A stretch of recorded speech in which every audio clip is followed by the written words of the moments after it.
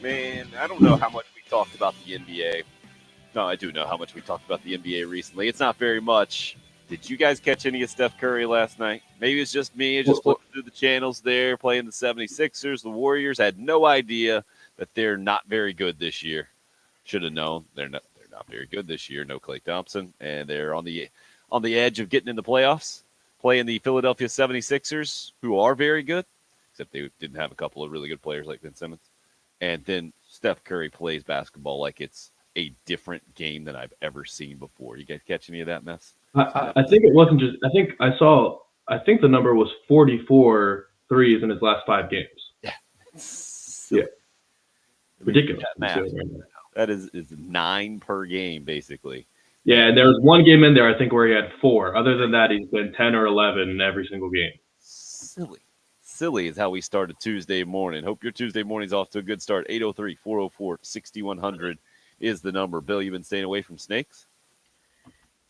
Yeah, for the most part. Did some fishing yesterday. I mean, look, it's a two-way street. I stay away from them. They got to stay away from me. I can't control it if they want to come near me. Did you talk about this yesterday, I'm assuming? Yeah.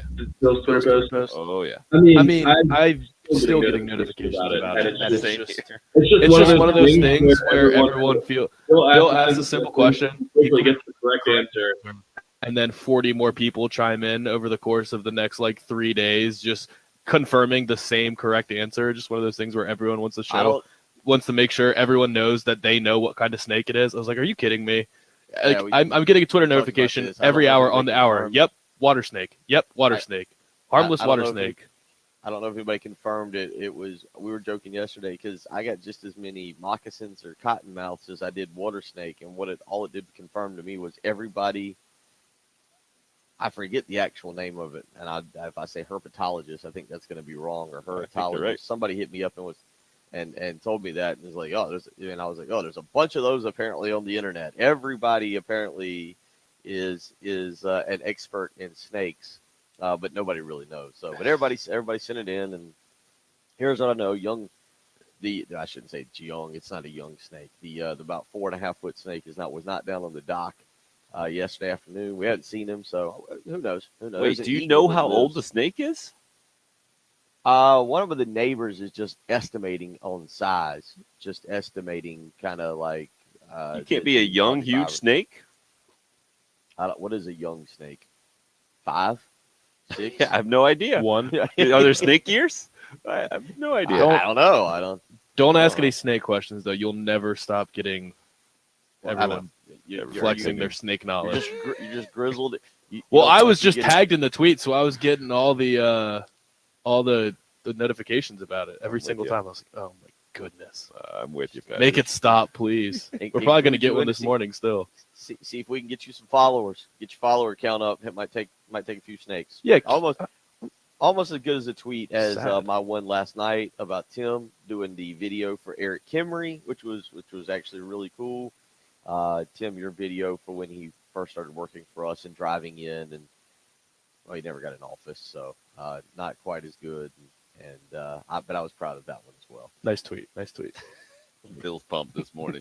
So if we can combine actually the Steph Curry and shooting threes takeaway from last night. He scored 49 points last night. He missed a free throw in the final seconds because he got, I think, hit in the eye on a rebound, one of his 1 or 2 rebounds, I think.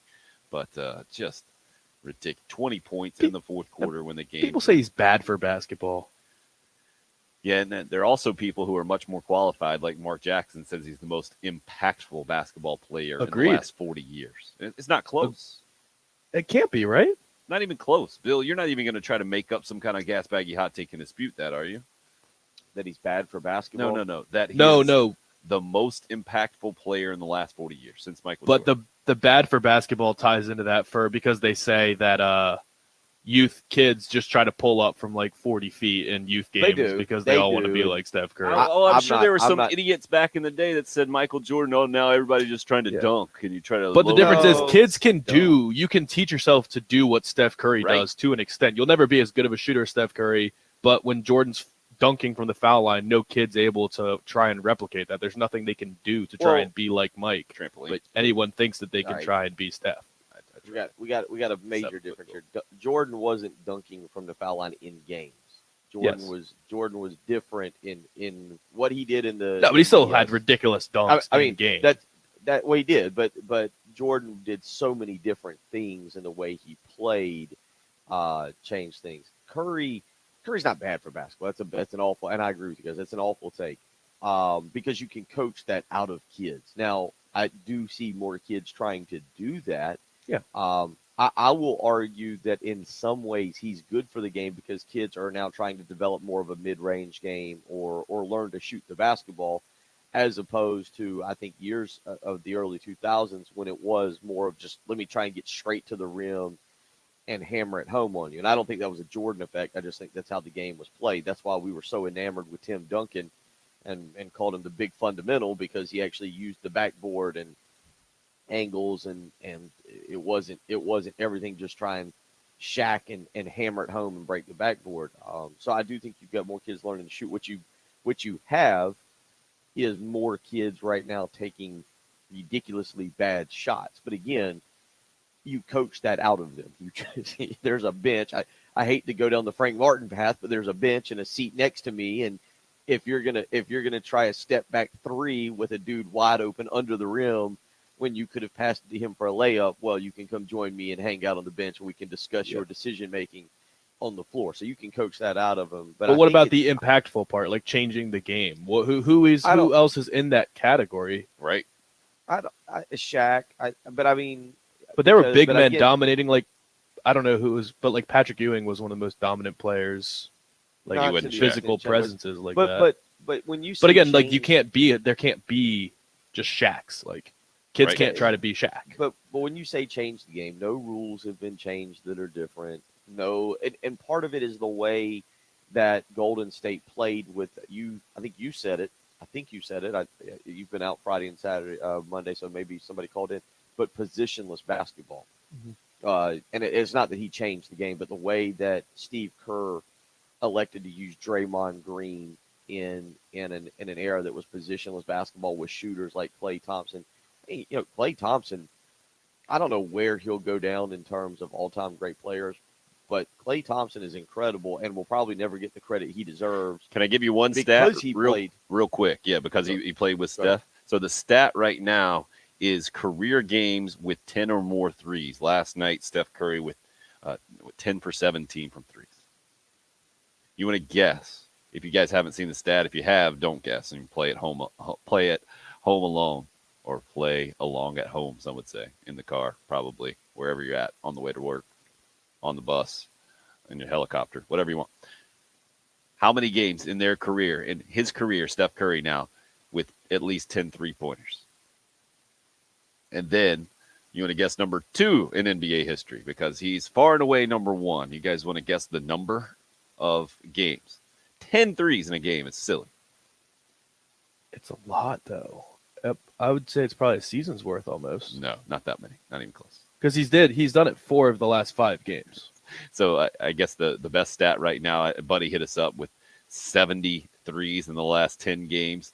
It's 54 in the last 6, averaging 9 per game. So it's silly.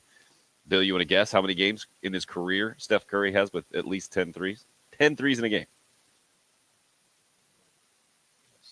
Let's just ballpark this real quick. I've got him playing roughly 700 games. I just figured 9 seasons. I think that's about right. Times 82, that's 738. So I'll say 700 games. I'd say I'll take 10% of those. 70. No, not that many. He's got 21 in NBA career games. Do you want to guess what the second place number in NBA history is? Please guess the second place number. I'd guess based on what you said, 4. Yeah, 5. Maybe 5. Yeah. Klay Thompson. Klay Thompson is second with 5. Well, Steph has 5 of the top 10 3-point shooting seasons ever. He was the first person to ever hit 300 threes in a season, and then the next year he hit 400 threes in a season. But the even the more ridiculous stat, 4 of those 21 games have come in the last 5 games. Yeah, for Steph Curry. He's almost tied the NBA record in his last 5 games of games with 10 or more 3-pointers. It's Klay Thompson, his old teammate, had 5 in his whole career. And Chris hits us up on the live stream, and I agree. I did watch some of that game last night because I didn't realize Seth Curry is playing for. Oh, poor the Seth. Sixers. Oh, Yeah. man. Yeah. So I was watching. So I Poor was kid. watching some of that. Before about it, we go into this later, just on a mini rant off sports topic. I got into a Netflix documentary last night, only to watch the first episode, only to find out that it's a 4-parter. And I about threw the remote through the TV when I discovered that I had to watch 3 more hours. And Wikipedia told me that nothing has ever come of the robbery. So we can get into that a little bit later. But so I flipped over and started watching the game. But Chris hits us up on the live stream. He's right. Like, if Curry doesn't shoot like that right now, the Warriors are heading for another lottery pick. I mean, he's got to do that. What's amazing is the offense they run and the energy that he puts out to have to get around screens, to get open, to make things happen. Because if he doesn't score, Andrew Wiggins was fine last night. He had a double-double, 16 and 10. But they have nobody else that can light you up and put points on the board and keep them in a ball game if Curry's not going for 40 or 50 right now. But he's doing it. It's not like he's just putting up bad shots and Right. just taking Oh, every no, shot he's- because they need it. He's been ridiculously efficient. He's Not to take 50% from 3 in the month of April. well, I was going to say, not to take an unfair shot at Kobe Bryant and I don't think Jordan was inefficient, but yeah, he's not shooting it 40. Yeah, but there are times. games they'd put up 30 shots and shoot 28% from the field, but still score Right. 30 I throw points. Allen Iverson in there as more of that Yeah. guy that would just throw up a ton of shots and not necessarily hit from a high percentage. 55% is what Curry's shooting, I think, in this last 10-game stretch or something ridiculous from the floor. Mhm. 55% 6 for turnovers though last night. so 6 turnovers. so ridiculous. And he did it in the game's moments where the game was in doubt. I mean, the 76ers are a really good team. They didn't have Ben Simmons last night, didn't have another starter last night. So they were down. They were playing a little handicap. That helped Golden State. But nobody was stopping Steph Curry there at the end. Nobody. He was just in that place. That is why I'm talking, why I brought him up first in the middle of April in a regular season game last night in Columbia, South Carolina. I get it, man. It's not normally what we talk about. Normally what we talk about is Gamecock stuff, and there was relatively big Gamecock basketball news yesterday with A.J. Lawson putting it out there. His career's over at Carolina. He's officially moving on to the NBA and trying to move on to the NBA, moving on to professional basketball, hiring an agent, and his college career is over. Not a surprising announcement necessarily, Bill, but it is the final step in what has been a fascinating 3-year career for A.J. Lawson and company. What'd you make of the news yesterday? And then I think the bigger question that we have to discuss all morning long, and this might be a continuing conversation as Gamecock basketball goes on after him. How are we going to remember A.J. Lawson is my question. But first, what'd you make of the news yesterday, Bill? Just finally. I mean, we expected this. I think you guys expected it. I expected it. I mean, this wasn't I was more surprised it took this long just because I think it was such a foregone conclusion, really from the moment he pulled his name out of the draft last year, that this would be it. The stigma of being a 4-year college player. And you ask a good question. I have an opinion on your next question, which is going how we remember him.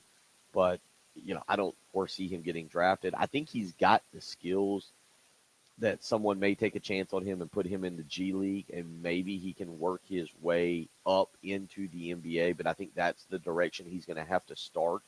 And so, that's fine. PJ Dozier's done an incredible. PJ Dozier didn't get drafted. If you want a blueprint for how to get to the NBA, they are different players. Let's be honest. I don't think Lawson is a point guard. They're different players. I'm just saying the blueprint for following what PJ Dozier did, AJ Lawson can follow that same blueprint and not say, man, it's impossible for me to make it to the NBA and contribute. I can go through the G League. I can work my way to a 2-way contract. He can follow the Chris Silva method as well. I mean, Chris Silva, good summer league for the Heat, ended up latching on now, obviously, with the Kings because he got traded.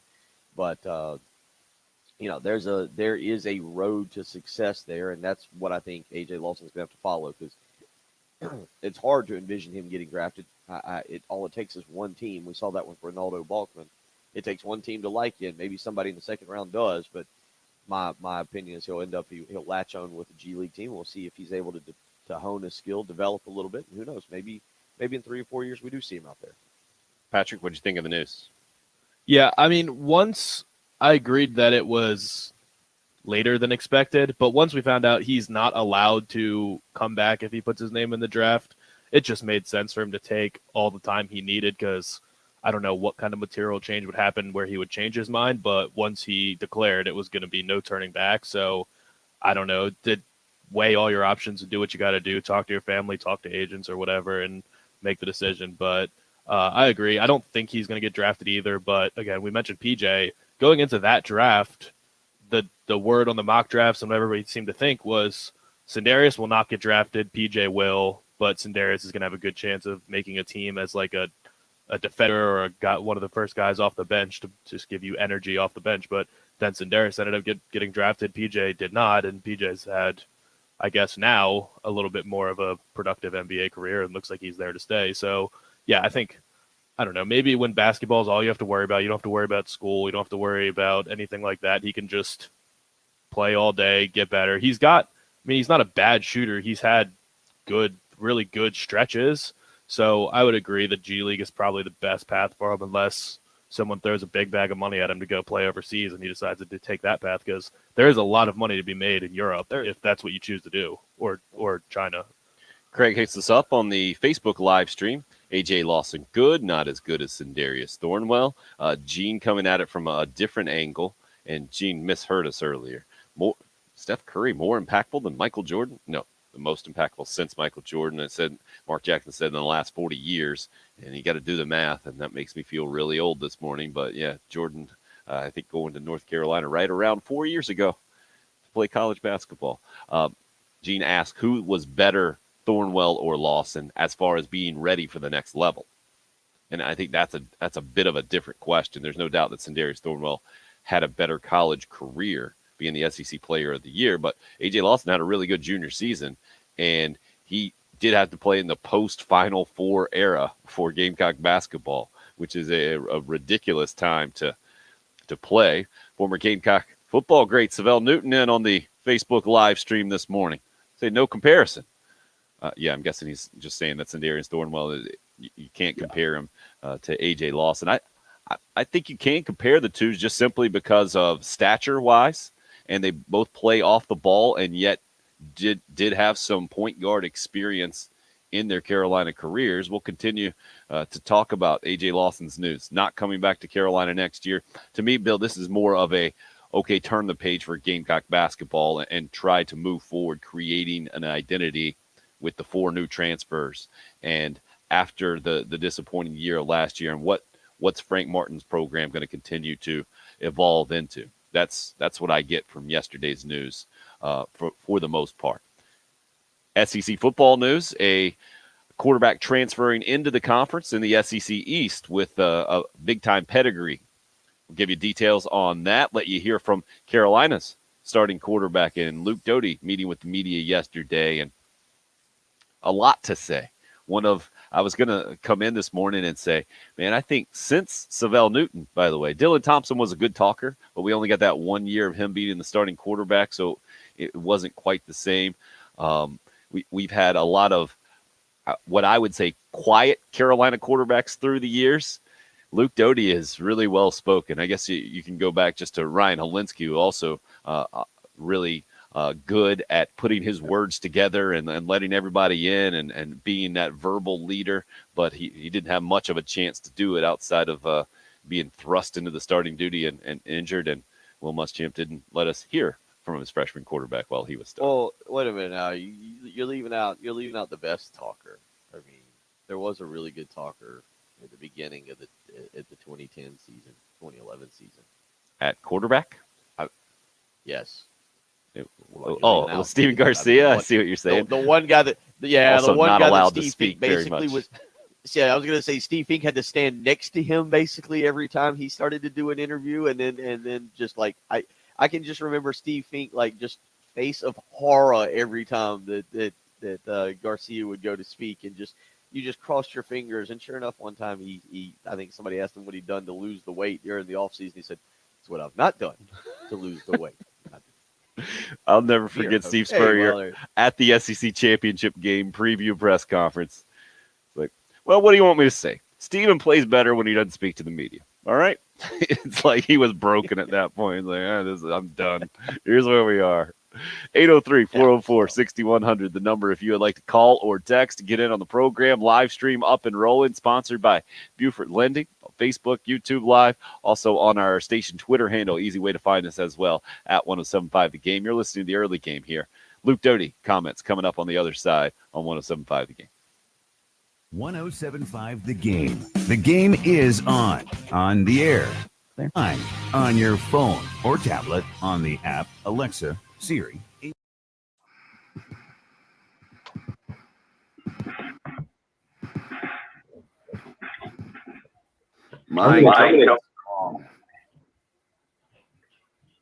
I'm gonna disconnect and reconnect. I don't know if it's happening to y'all. I'm cutting out on my audio. Nope, I haven't had any problems. Patrick, you? No.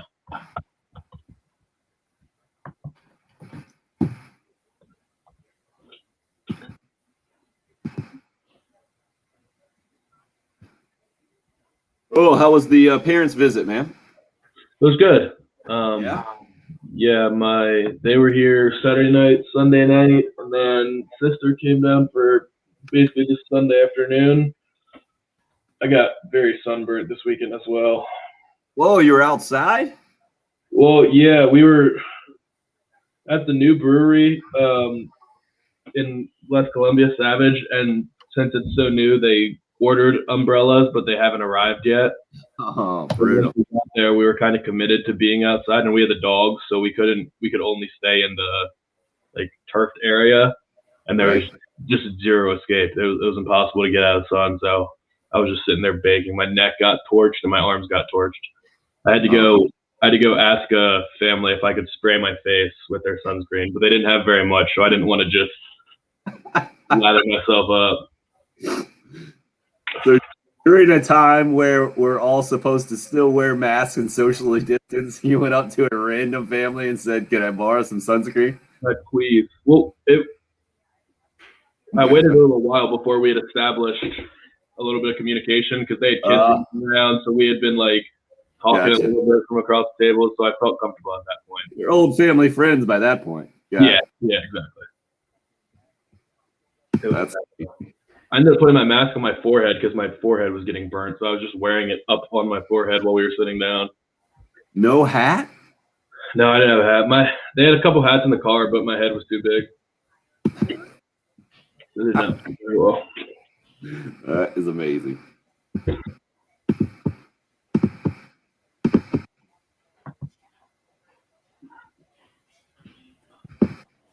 Morning, Jen, on the live stream. Everything technically going better than yesterday, at least? We'll go with that. Yeah. Okay. No, not bad. Just a little speaker splatter right now. Say that 5 times fast. Right. Patrick, did you take them where we talked about? Yeah, it was cool. You had a good time? Yeah, because they wanted to be around the lake. They haven't really spent much time out in Lexington around the lake. Yeah, we went to Catherine Johnny's on Saturday. Ended up getting dinner at the hunter-gatherer hangar by the airport later that night. Oh, cool.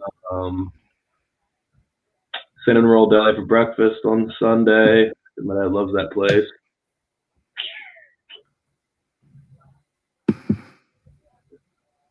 Well, I think Alex Smith was hoping that Urban Meyer would want him to be Trevor Lawrence's backup, and when that did not materialize, he's not going to have any options really, and it's kind of a big thing to uproot your family for a year when they probably don't even want you to play football in the first place anymore. Probably be a tough sell, so yeah. I think Alex Smith also just was so close to being the man so many times during his career that he just a brutal note to go out on when you get take the 49ers to the NFC Championship game. Then the next year, Kaepernick takes them to the Super Bowl. And then all you do is go to the playoffs every year with the Chiefs. And they just happen to have the greatest quarterback in the league sitting behind you, and you have to get usurped again. And How long was his career? 12, 13 years? he was drafted in 2005, so 16 years. It's not bad. I mean, you're right. He made decent money. He made $150 million. Yeah, he's all right.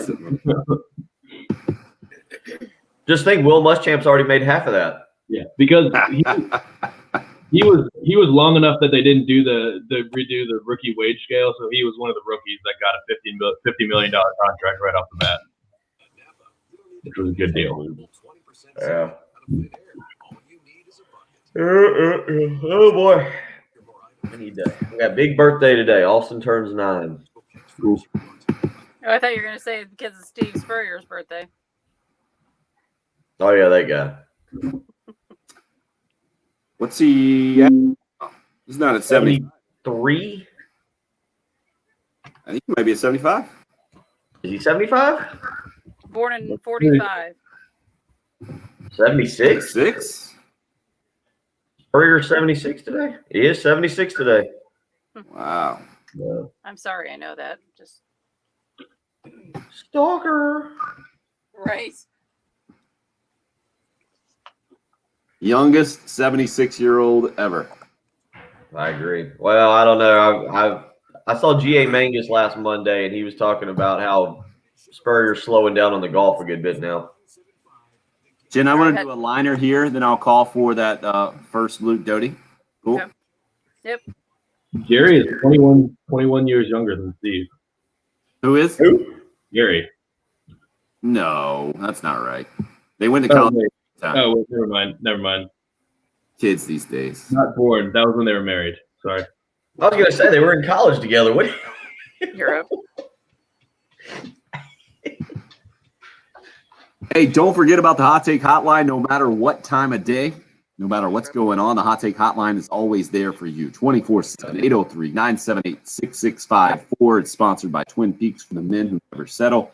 Go see Twin Peaks down at 600 Gervais Street. And whenever you want to get in your gas baggy hot take, like last night, if you're watching Steph Curry hit 10 threes and go nuts for 49 points, continue his ridiculous record-setting streak, you could do it. 978-6654. Again, that Hot Take Hotline right now. I want to let you hear a little bit from Luke Doty, Gamecock quarterback, meeting with the media yesterday. And a lot of thoughts, I think 20-plus minutes or so he spoke, and just general thoughts right here about what's going down. Spring practice, his first full spring practice after last year's was cut short because of COVID.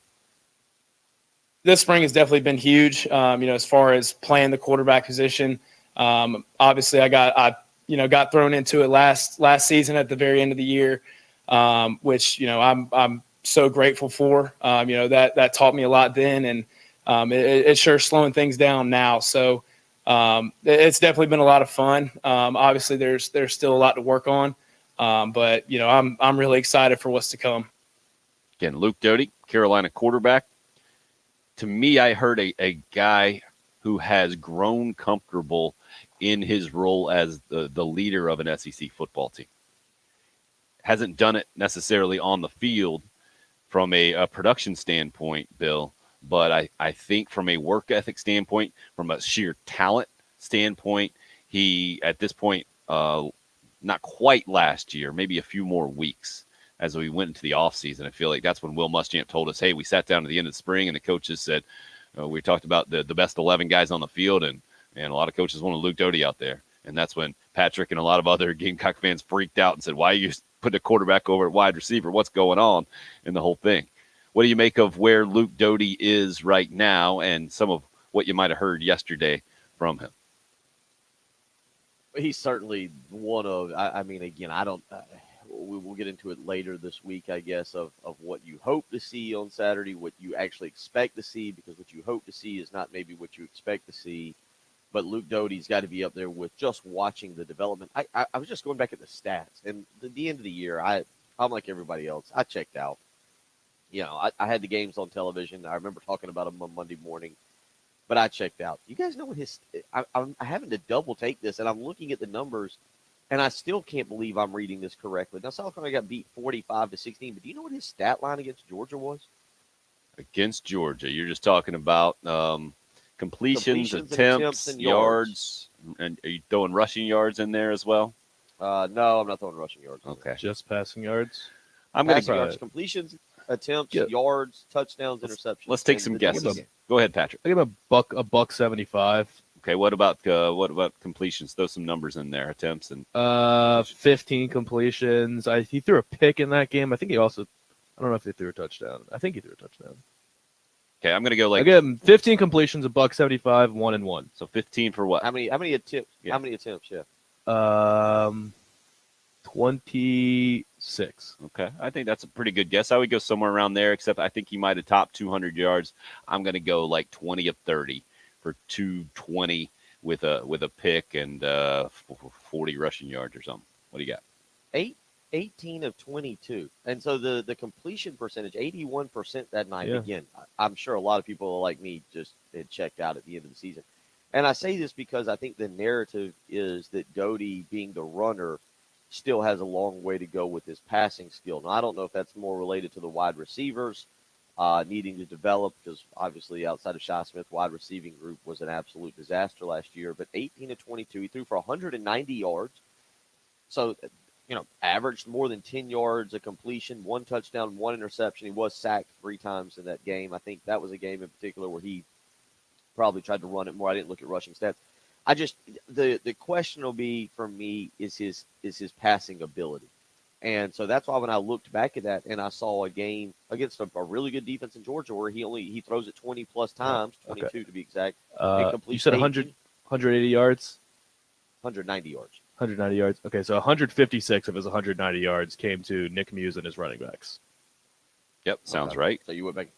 Where else would Well, it have come I- from, right? And I was other gonna than say, So Georgia. exactly. honestly- I mean, it's just I'm assuming they were a lot of underneath targets. I just really can't remember. That was so checked out by that point. Well, that's where And Rodney. Georgia was just That's where Rodney comes such a in superior team. and asks a very appropriate question here. Good morning, guys. Rodney says on the YouTube live stream, if we can't create enough explosive plays down the field, can we win with nickel and dime plays? Thanks. And the easy answer there is no, right? And then I think you could split it up. I think you can win some games against relatively mediocre competition. I would say you'd probably top out at Kentucky, Tennessee, maybe somewhere in there in the SEC. If you play really well on defense and special teams, win the turnover battle and the whole thing, you could probably win those games. But you're not going to beat the really good teams in the SEC. Does that sound fair to you, Bill? Yeah, no, you're going to have to be able to. I mean, look, go back to South Carolina's win over Georgia 2 years ago. You got the explosive play from Helinski to Brian Edwards down the left sideline there. Obviously, that came up big. And then I know we're talking offensive explosive plays, but the McQuamu interception in return for a touchdown, I think does classify or is classified as an explosive play, even though it's not offensive. So, yeah, you've got to make plays like that in a game. Now, the South going to have the wide receivers to make that play. I'll go back. The argument we had going into last year, the three of us, and it was me versus y'all, was I'd seen enough from Shi Smith in his career to think he could be the number one wide receiver, and then he would go on to prove that. You guys said you wanted to see more. There's nobody on this roster now at wide receiver, and I'll throw in Nick Muse at tight end, who we've seen do anything enough to say, yeah, that's a definite, number one wide receiver. There's none of us. I think you hope that the wide receivers develop under Justin Stepp.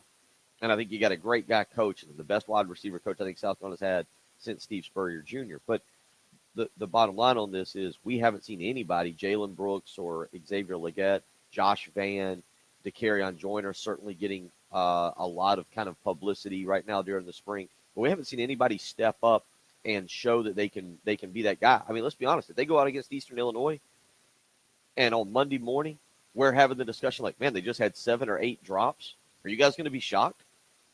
I think I'll be more shocked if it's the other way around. If you had 7 or 8 wide receivers with productive games, or Trey Smith is a name you left off your list. but with the injury issues, I think, what is it, 2017 was his freshman season, the last time we really saw production out of him. So I think it's fair, and it's really interesting to hear the narrative. I feel like there's almost a checklist that everybody that I hear speak publicly, whether it's a coach or a player, is talking up that wide receiver group and trying to give them some confidence. You throw a Marion Brown in there and say that he broke Calvin Johnson's freshman touchdown record at Georgia Tech, so maybe he has proven the most of the group. And I don't even know how I'd rank him right now, Bill, as far as guys who have the best chance to be the number one receiver. Luke Doty specifically talked up to Kerryon Joyner and how well he's done this spring, and how both Doty himself and Kerryon Joyner have gotten to another level in the offense, where first it's the play. You figure out the play and where everybody's supposed to be, but he feels like Doty says specifically he's gone to that next level, and Kerryon Joyner as well. More of the concept now they understand, like what they're actually trying to accomplish with the concept of the offense. And I thought that was interesting to hear from a guy with as little on-field experience as Doty has.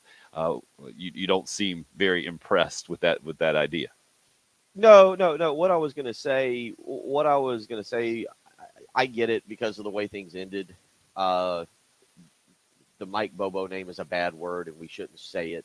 He's kind of like the Voldemort of everything. Like we should just stay quiet on his name.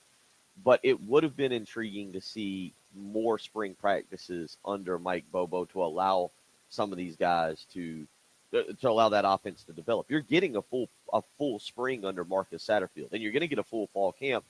And I think the good thing for Gamecock fans, whether he's developed or not, and we'll find out again on Saturday, I really like the fact that you're going to, it appears that Shane Beamer, I don't know if he'll necessarily name Luke Doty the starting quarterback. It feels like that's what they're doing, but that Luke Doty, and he was asked this yesterday, is going to go into the offseason as the unquestioned starter going to fall. There's not a quarterback competition. So he's got natural leadership abilities. They've talked about that since he arrived on campus.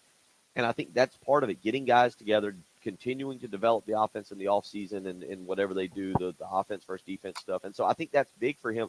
The other part, honestly, that we don't talk about, we talk about the run game. And I think the offensive line is going to be good in terms of the run game. But there's no questioning that the offensive line stunk when it came to pass protection last year. And that's on Greg Atkins to fix. They've got to get better because Luke Doty at least can make some plays with his legs, which Colin Hill couldn't. But you can't ask him to do that all the time. And that offensive line was brutal when it came to stopping the opposing team's rush. Who was it for LSU, Patrick? B.J. Ojulari. Yeah, that guy. He just true freshman. Just basically has a highlight tape against South Carolina he's sending out now. Mentioned before the break, SEC East has a new transfer quarterback in, and it's at Tennessee from Michigan, Joe Milton, a guy who started 5 games last year from Michigan, got beat out at the end of the season and transferred out. I guess McCaffrey as well transferred out of there, so a lot of flux at the quarterback position for Michigan. Can Joe Milton be a guy for Josh Heupel to help him set a foundation and to get an offensive identity up there, guys, or do you think it's going to be somebody else? Like you said, he's got the relationship with Joe Milton from their time with Joe Milton, obviously from Orlando, and that's where Josh Heupel was coaching. Tennessee's another team. I wasn't enamored with the Josh Heupel hire. There's people that think that have looked at Central Florida and think that they were trending downwards post Scott Frost with Josh Heupel. That Mackenzie Milton was more of a Scott Frost creation than a Josh Heupel creation. So I don't know, man. That's a kid again that a lot of people were very, very excited about at Michigan. And then what exactly does Tennessee look like this year? You talk about a team coming full circle, Tim, Patrick. They come in here, 2 days before the South Carolina game, they're giving Jeremy Pruitt the extension. They beat South Carolina. I forget who they beat. I forget who they beat in the second game to get to 2-0. And everybody's all fired up about Tennessee. They got the longest win streak, in the second SEC. Longest in the SEC, Yeah, or something like 7 games. And they're getting game day at Georgia. I think I picked Tennessee to win that game on our pick'em, or picked them to cover. I can't remember what I picked. And they're up at half, I believe. I think they were up 4 or 5 at half. think it was 21-17 or 21-16 at halftime. And here we sit today. Tennessee's got a new coach. I don't know what to make of that program. I think it would be like a lot of people trying to look at South Carolina from the outside and figure out what exactly the Gamecocks are. I think we're trying to figure out what Josh Heupel will be. And you're right, at least with Milton, he's got a guy who's played at Michigan, but outside of the Minnesota game, wasn't that impressive. 803-404-6100. If you would like to join the show, you can follow Bill on Twitter at Will Gunter with 1L. Patrick's at _Patrick Perrette. Jen at Jen Jensen Morse. I'm at Tim Hill 1075. We'll continue to let you hear more from Luke Doty as we roll on this morning. Continue to get into that A.J. Lawson discussion as he officially ends his Carolina career with the announcement yesterday that he is turning professional and hiring an agent. And speaking of professional basketball, Steph Curry is on a different planet right now for sure. It's the early game. It's 107.5 The Game.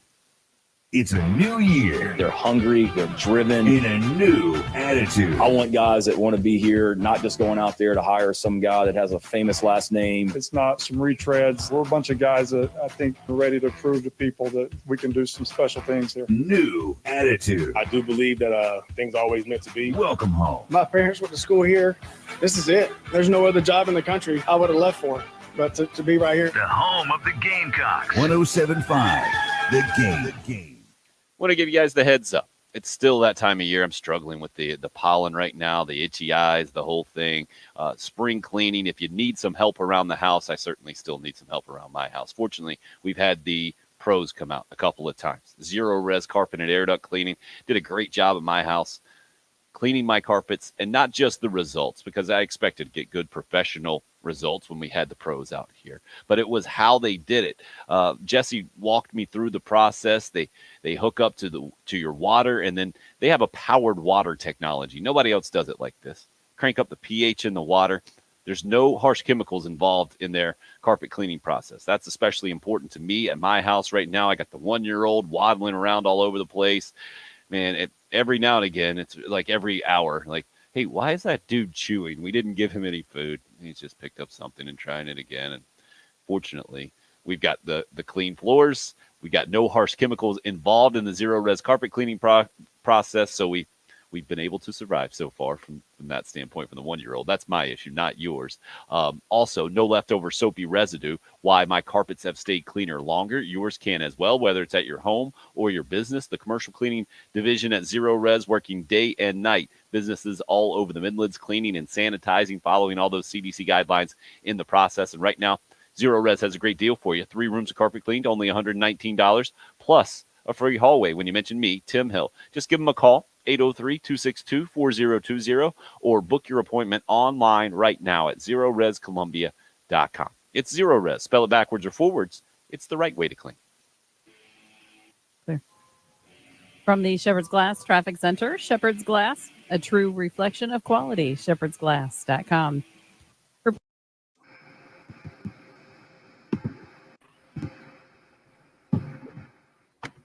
It should be back up now.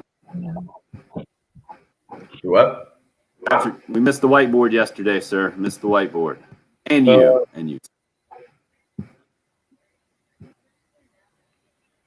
What were you going to say, Bill? Oh, I thought I heard you say something. I was saying what? I think it's about time for me to get a haircut. Yep, Austin's right. I'm sitting here. My daughter's texting me, I think, from the bus, making sure I'm coming to get them early. Not her birthday, but she's very invested in making sure she's getting out of school early too. I think she's really terrified. I made a joke that I would just pick him up and make her ride a camel back home. I think she believes that I'm going to get her, but she's still a little iffy on if that's going to happen or not.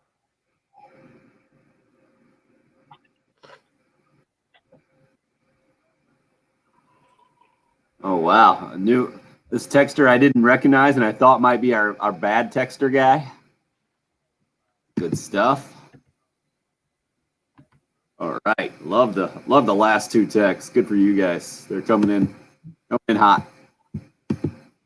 Good. I'm going to yell at that guy. Is it bad I've never heard of Fred Bennett?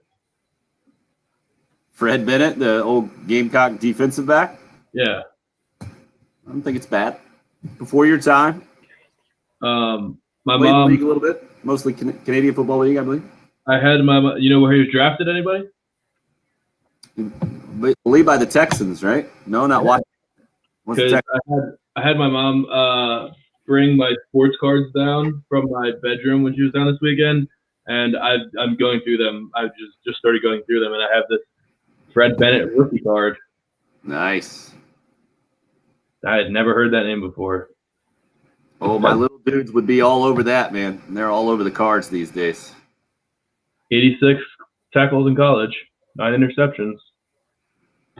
He's a solid player. I'm hoping that some of them stand out. Unfortunately, I did see, because I have these Sports Illustrated for Kids cards. Yeah. You could rip For them my out. kids. Yeah. And somebody sold a Tiger Woods for a ton of money. And I have a Tiger Woods Sports Illustrated for Kids card, but it's not in up. Right. That's the thing with those that you had the old perforated edges. Yeah. Yeah, Fred was good, and he was following up Jonathan Joseph, I think. I think he was kind of the next guy after that. That sound right to you, Bill? What now? I think Fred was the next guy kind of after Jonathan Joseph, the next DB. Well, Fred Bennett played under Holtz. Joseph came in the 1 year under Spurrier. Jonathan Joseph was here for 1 year under Spurrier. What year do you have the rookie card there, Patrick? What year is Bennett's rookie? Round 4, 2007. Yeah, and Joseph was drafted in looks like 06. Technically, he was drafted in the 06 draft. Like I said, he came in from junior college and played 1 year and left. So Bennett might have been a freshman in 04. But Bennett went from Holtz to Spurrier, whereas Joseph just played under Spurrier. How would I even sell these if any of them are actually worth money? Thank you, Miss Beverly. We will do it. They are very excited to get out of school. You can go on eBay. It's hilarious when my kids will have me look up cards, how much they're worth, and eBay it'll say like $3,000, and then the next one will say like $1.50. Is that how you have to do it? You go on eBay and look at all the cards you have and see what they're worth? No, I think I end up going on Amazon, and that's usually a much more reliable, much lower. There's so many. It'll take me a day to go through and check the prices of all of these. Yeah, Offord was before both of those guys we talked about. Offord was the early 2000s. Holtz guy, yeah. Heading back He was in. more the Sheldon Brown, Andre Goodman era. Yeah, I was part of that defense. Kalimba Edwards. Jen, let's do number 2 here, please. Okay. Thank you.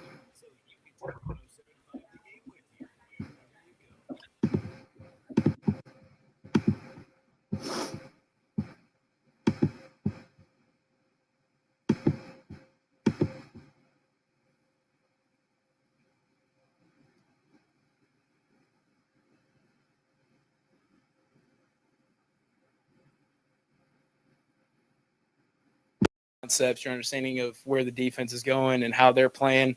And I definitely think I've obviously got a lot more to learn. 5 up. It's I definitely feel like I'm in a good spot. Everything's just starting to click. Luke Doty yesterday meeting the media for a solid amount of time there, giving his extended thoughts. Maybe it's just the post Will Muschamp era where I feel like, oh, it's nice to hear. But actually, we heard a lot from quarterbacks in the Muschamp era.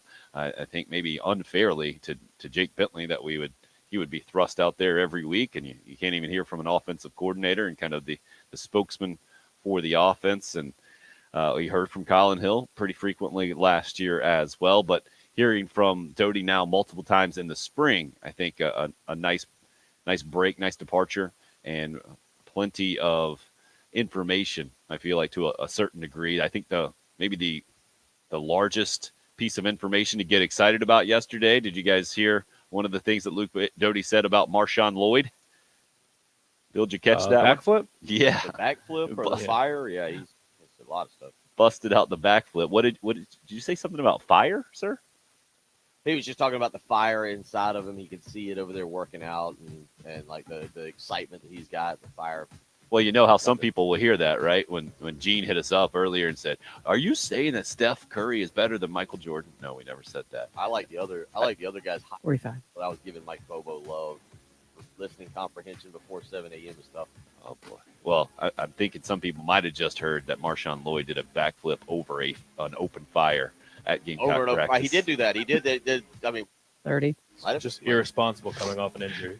Well, it's a new coaching regime. It's a new initiation. That's part of the deal. If you want to play running back in South Carolina now, we're just joking. Yeah, that hot take you're talking about, let's let everybody in on it, Bill. Bill, please stop with the Mike Bobo love. Nobody wants to see anything more about Mike Bobo. Hear anything more? Marcus Satterfield is the guy who's here now, and that's all that matters. 2 hours, all Mike Bobo, buddy. You better turn the channel. Hour 2. This is the Tom early game Ellison. You're coming up. listening to the home of the game. 075 The Game, WNKT, Eastover, Columbia.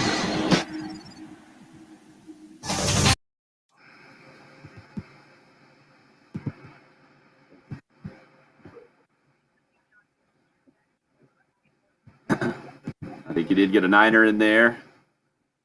Yeah, Josh, the old Beckett's. I got like, I don't know how many of the basketball Beckett's in their own little book. It's so dumb. I kept them all. Becky, yeah, I had a bunch of those. I thought it was the greatest thing ever when Beckett started making the basketball version.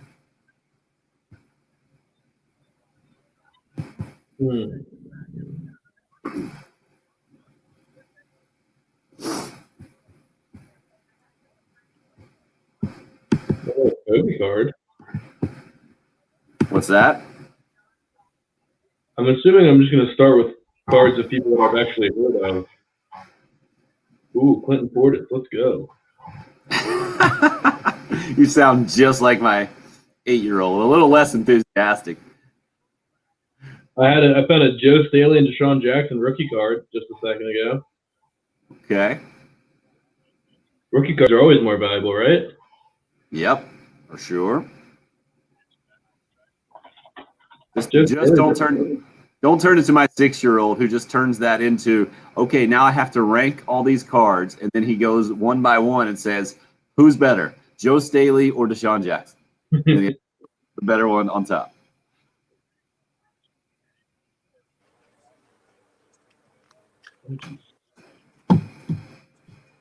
He's diligent. One way to put that. It's impressive. Yep, that's all from the time that I think they rate the time of oversaturation in the card market from 88 to 92, which is basically when I have all my cards. And they are worth the exact same thing they were worth back then. Now, I mean, if this is worth $10 now in 1991, this thing, when I get old, is going to be worth so much money. Is safe. And actually, the value, I say the value of $1 is less than it was, so technically you've lost money. this is a Bartolo Colon card where he's skinny. Oh. Gotta be worth something. And a non-steroid skinny, right? Yeah. Wow. Kellen Winslow rookie card. I got some skinny Barry Bonds cards, but it's a different kind of deal. Bartolo Colon. That is a much different deal.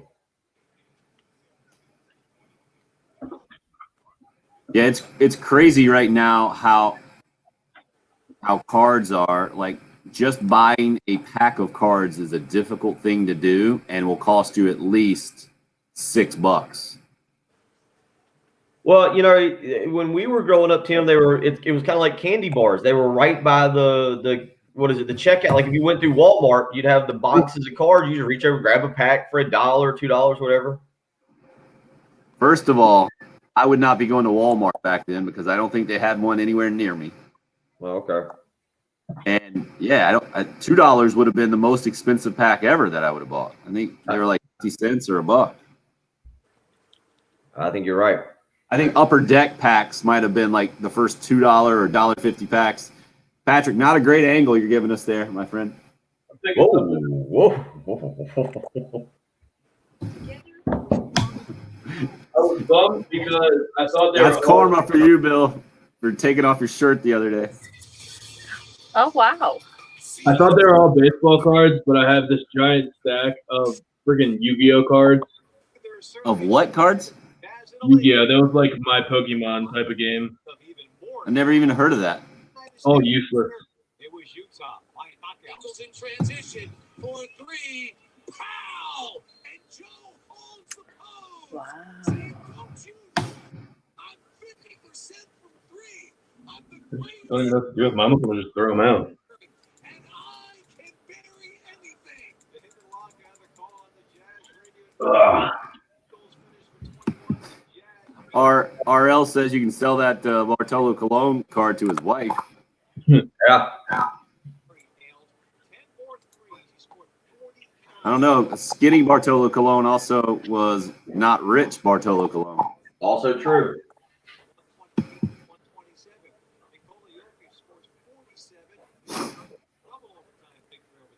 Oh.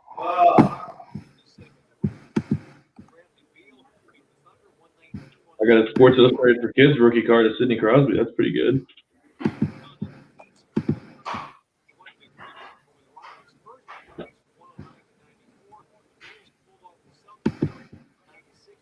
Does that mean you had a nice Chianti with the liver pudding and grits there, Steven?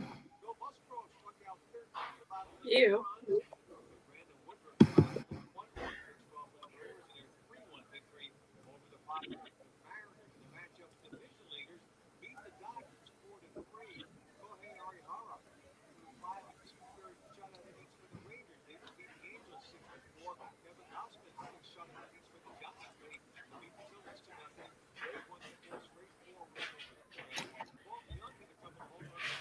Oh my goodness.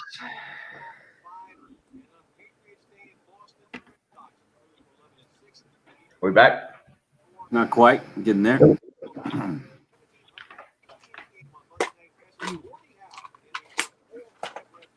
many teams has Bartolo Colon played for?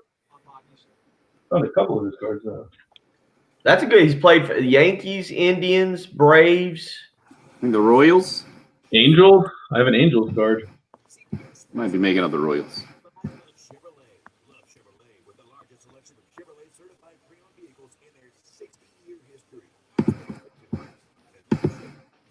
Attaboy, Chris. My worthless set is the 88 Fleer. I think I got 2 of them. Couldn't How do you be. know what the sets are?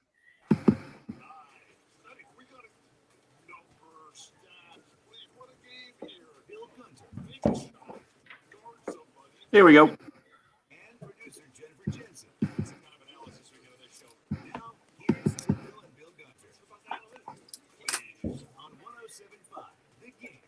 Guys are up. Discussion during the national break on the video stream, sponsored by Buford Lending, by the way, up and rolling Facebook, YouTube Live, on Twitter as well. Patrick has unearthed, or I guess he got a recent visit from his parents down from Maryland, and they brought cards with them. And is this like, are you having your own little Easter egg hunt right now? You feel like going through these things? Or Yeah, I mean, when I was a kid, the last time I probably looked at these, I didn't know who 90% of the players were. But now going back, I know who most of them are. So I'm trying to see if anybody stands out as particularly valuable. And I'm almost done just a quick flip through. And I don't think I'm going to make a ton of money off of these. Nah. They're also not in very good condition. It's not a great combination. Yeah, I did this the other day because my 6 and 8 year old have developed the card hobby during the last year or so. I think like a lot of kids might have done. I hear that the card hobby has taken a big boom. That's why I've COVID hit. been hearing about it. So I decided I should probably check my cards and see if there's any money. Did you see that Jalen Suggs and Evan Mobley both released their draft announcements as NFTs? No. Is that the new way to do it? They both declared for the draft and announced the moment of them declaring for the draft as an NFT. Help me out with the NFT. That's what all the NBA Top Shots are. Yeah. That's the new thing. But Is it non-fungible token? The only Non-fungible reason I know that, I was reading something about it just yesterday. I would have never gotten that in a million years. So please translate for those of us who are living Have a life. I don't even Not the really know how to explain it, but like fungible, I think means like replicable. So it's just like a one-of-one virtual picture thing that is, I guess, going to be worth a lot of money. I assume that the number, 2 and 3 picks in the NBA draft, their draft day NFTs will be worth a lot of money, because if they turn out to be superstars, then there you go. No idea. I don't know. It's such I a wish I weird world. knew better. It's much easier when I was looking at my cards and I saw that, I got a Jerome Walton rookie card, Todd Van Poppel in the hard case. So these worked out Todd really Van well. Poppel. Like a good old Todd Van Poppel. I was now you got me looking up to see what is it, Dogecoin that we talked about off air. It's supposed to hit $1 today. It's supposed to hit $1 today. That's what they're saying. They're going to try a movement for Dogecoin to hit $1 on 420. Another thing that I have no idea what the concept It's is. got a long way to go. Let's just say that it's got a. What's long that? way Like to go. 38 cents? 39, yeah. 39 cents. There you go. Sonny hits us up on the YouTube stream, says, yeah, so I got my tickets for the spring game yesterday. Now the weather forecast is rain all day on Saturday. Nice. The football gods are great. I have seen that. Yes. Well, okay. Remember, it's just Tuesday, Sonny. The weather changes. The weather is fickle, very fickle. And yes, it is, Bill. There's a science to it. There is a science to it. Yeah. 5 days out, that's I'd say the accuracy there. I wouldn't worry about it too much. At least you got some tickets that went on sale yesterday at General Public. And did you see as well, we didn't even talk about it hour number 1. Bill, what you said you did not expect actually happened yesterday with Founders Park. The capacity increased. So it was right about 2,000, and I think now they're increasing it to about 3,300 just for the rest of the year, just to kind of a general estimate. I'll get you the exact numbers. What do you make of that, and then the possible effect it might have this week? So it was at 1,938 was the official attendance at Founders Park, and now has been increased to 3,350 for the rest of the year, starting this weekend against number 1 Arkansas, actually Thursday, Friday, Saturday series. Yeah, no, I mean, it's great. The more South Carolina fans you can pack in there. We've heard Mark Kingston talk about home field advantage. Obviously, we talked about the Missouri series and some of the things that happened. Watching the Tennessee game, Tennessee and Vanderbilt, I think Friday or Saturday night, I can't remember. I think it was Friday night because Rocker was pitching. And the way the Tennessee fans, the game was played at Tennessee's ballpark, the way they were heckling Vanderbilt didn't work, by the way. Vanderbilt pummeled them. But certainly I think that's pretty good. I think there's nothing wrong getting that many fans in, and hopefully South Carolina fans will be excited. Huge weekend, great series to do it. So should be a lot of fun there at the ballpark. What time is? I don't have it in front of me. I know the spring game's at 2:00. Tim, you're on the call for the baseball game. You'll be doing it for the SEC Network Plus. So it's 4:00. You told me this, right? 4:00 is the baseball game. So, if you're a Carolina fan, you get out and hang out and catch a little bit of the spring game. I mean, let's be honest, those spring games are only good for about half anyway to see what's going on. And I'm assuming Shane Beamer will do the same thing that every other coach has done, and that's a running clock in the second half to avoid injury. And you can head on over to Founders Park, or maybe even go over and tailgate a little bit if you can't get in the stadium. Yeah, I've told you that start time because you'll be on the call with Heath Klein on the spring game up at Williams-Brice, up in the press box at Williams-Brice. You guys are going to go noon to 3:45 right before airtime for Carolina baseball on Saturday afternoon in that series finale against Arkansas. You got a couple of 7 o'clock start times, I believe, Thursday and Friday night for the first 2 games of the series there at Founders Park. So good news on the baseball front yesterday. We've already heard a little bit from Luke Doty meeting with the media yesterday, and we'll continue to talk Gamecock football. I guess the largest headline, though, of yesterday, and Bill, I know you thought it was coming. It was just a matter of time and the whole thing, but A.J. Lawson making it official yesterday with his announcement on social media that he is going to turn pro, hire an agent, and move on with his career. The question is, what does that mean for Gamecock basketball, and how will he be remembered? Because I was going back through, and I think in some ways you can compare, especially his last year, his best year, from a statistical and consistency standpoint, clearly was last year.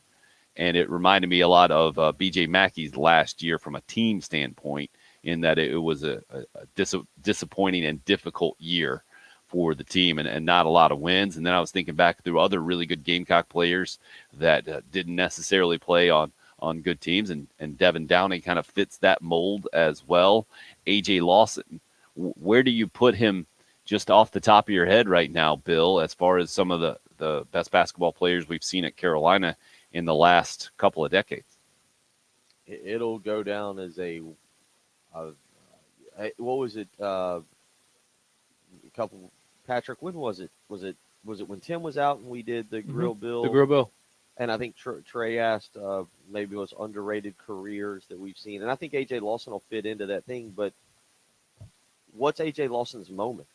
B.J. Mackey's got moments. B.J. Mackey has an SEC championship, a regular season championship that defines his career. He's got some game-winning shots, scoring title. I mean, B.J. Mackey's got some stuff. Sindarius Thornwell's got a Final Four run that'll define his career. Player of the year in the league. Devin Downey has the win over number 1 Kentucky, in which he basically single-handedly won the game for South Carolina. I think A.J. Lawson is one of the top 10 players to play for South Carolina. But what's A.J. Lawson's moment? And let me finish this statement. We're going to forget A.J. Lawson. He's just going to be a part of South Carolina basketball. He doesn't have. There's nothing, unfortunately for him. And I'm not trying to put him down. And some people are going to take this the wrong way. He played on two, honestly, not good teams. He played on one average team that went 18-13. And, in his 3-year career, there's nothing that we'll look back and be like, man, you remember when A.J. Lawson did that? Like Antonio Grant, if you say the name Antonio Grant for South Carolina basketball fans, everybody's like Cincinnati, the three-pointer. 25 years ago almost. If I say in 5 years, if I say A.J. Lawson, there's likely to be people like, who? Did he play for us? Well, I think that's also a personality thing, don't you? That he was a quiet guy, and the team never really developed his personality, as opposed to those other guys. I was surprised to hear Kerry Rich's characterization of B.J. Mackey, how his teammates didn't necessarily wouldn't have voted him most popular. And Frank Martin came out not too long ago and mentioned how Sindarius Thornwell had that same reputation amongst his teammates of being just really hard on them and driving them hard. And that's what leaders do. And I think it was going to be difficult for any top Carolina player after the Final Four if the team didn't get back to the NCAA tournament, which is what happened. But I think it's specifically difficult for A.J. Lawson because of how it went down and because of what you're saying. To me, if I had to go with the signature moment, it would be him and Jair Bolden running Virginia up and down in Charlottesville and beating the defending national champs. And then, unfortunately, for that Carolina team, wasn't it the next game? Was that the Stetson game? I think is how it went. Yeah. About a week and a half later. That was pretty crisp. I think I was the 22nd on the 20th. A week later on the 29th, they lost to Stetson. I feel like that kind of defines A.J. Lawson's career. At times, really, really good. And then at other times, just not. And the consistency was the difficult thing. That's what he really improved on last year. You got to give him a bunch of credit for that. Unfortunately, the team didn't improve with him. It went the other way. And it's why it's, I think, an interesting conversation how A.J. Lawson will be remembered. Certainly the 2021-22 team is not better that he's not coming back. I don't think anybody would say that. But the news yesterday did, in my head, create that separation and now moving forward without him. And knowing that, and then this team can develop its own identity, which I think it's fair to say those last 3 years, it was a pretty consistent struggle with A.J. Lawson and his Carolina career for the team to kind of get an identity and repeat that then game in and game out.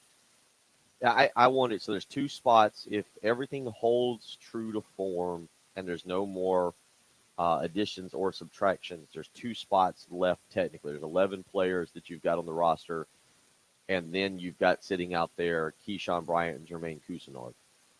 Those are the 2 guys that could conceivably form your 13-man roster. I don't think we need to hype this team up. I think everybody would agree with that.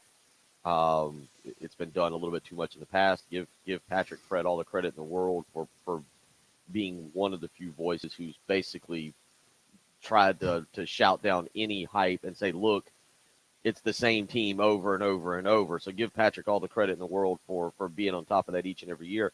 So we don't need to hype this team up. I do think if Couisnard and Bryant come back with some of these transfers, it's a very interesting team that I don't know what they'll end up being.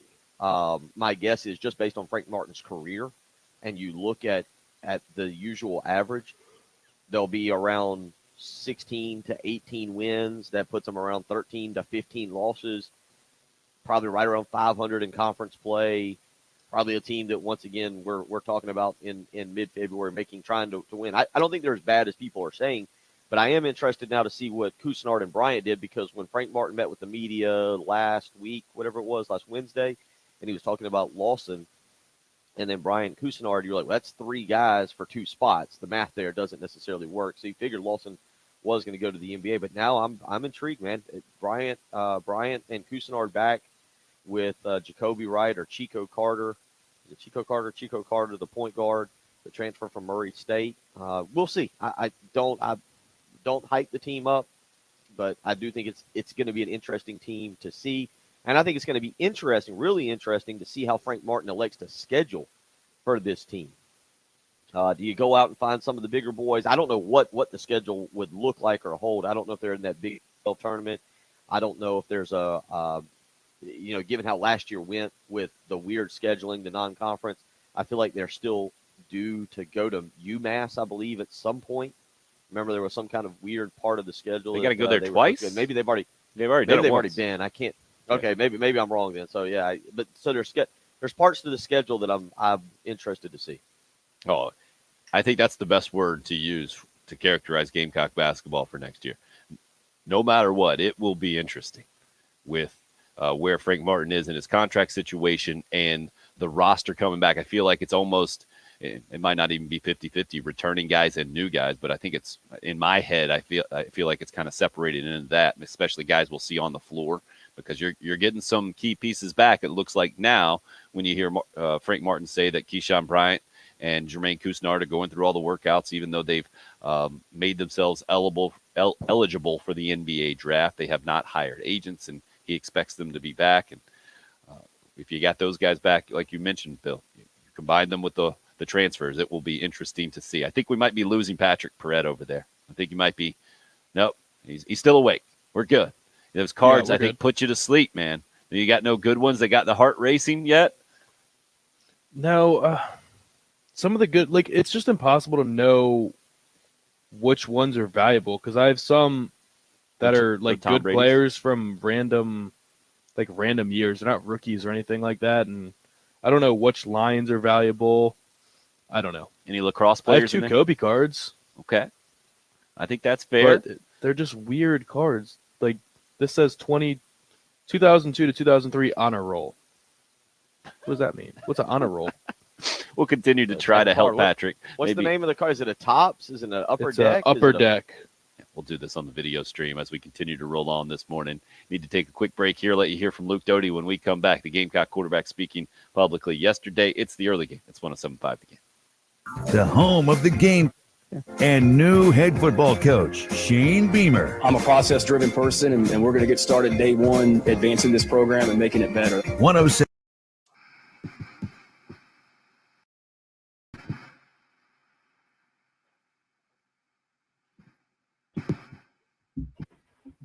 Traffic Center, Shepherd.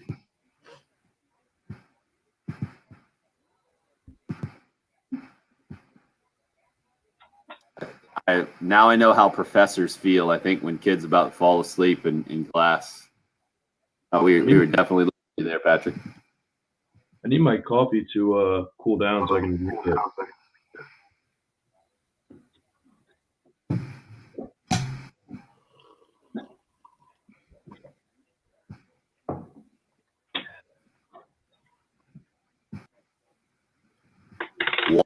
tickets available for the Arkansas game. Say it's a possibility. And no way, somebody said they were going for $100. No way that's ticket price, right? Face value. Well, I would assume they mean secondary market. Right. Yeah, I wouldn't think they're all gone already. I don't know, man. Maybe. I don't know where they went on sale. Or like, do they go and sell the one? Oh, Chavo's back. Where you been, man?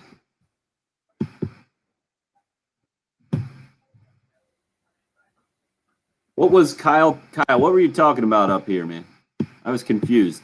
LY last year? Is that what that means? Yeah. Oh, okay. Yeah, because Bill said Keyshawn and Cousin Right. Then you got decide to come back. players back as well. Wow. Craig says no on the USC website. More than $100 for tickets. Crazy.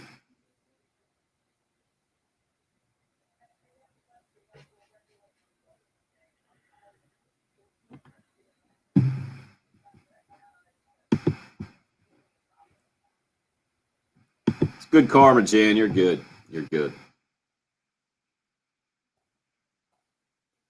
So Mark breaking it down. Yeah, I'm guessing there will be a good home field advantage this weekend. Nothing. It's all at Mississippi State, but still should be pretty good.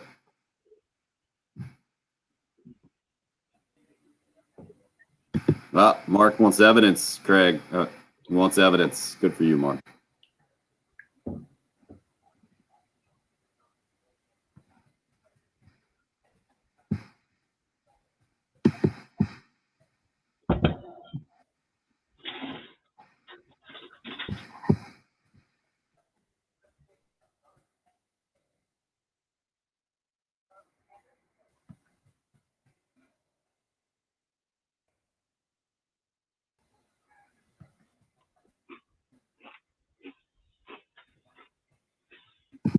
Sounds like Jason's got a lucrative retirement plan stashed away somewhere.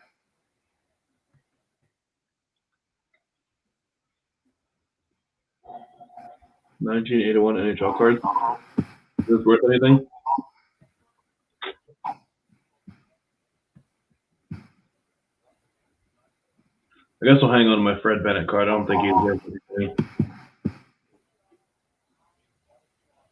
That is a special kind of humble brag right there, Mark.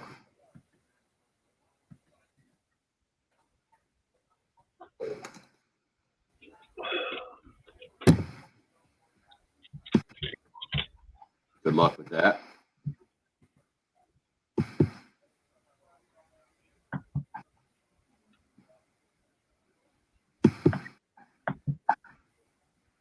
Somebody's texting.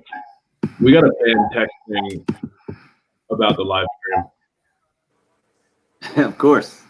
I'm not eating chips for breakfast. I'm on the end of my day.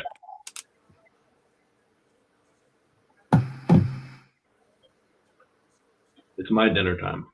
It's your dinner time? Means you're a third shifter, right? Is that what the... I think so. I think that's what my dad would call you. All right, old timey clip of the day right now, and then back in. And back in.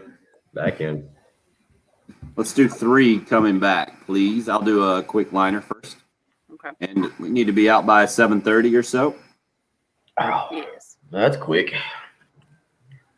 That's the whole 3 break thing. Huh. Yeah. All right, Crowder in the next one.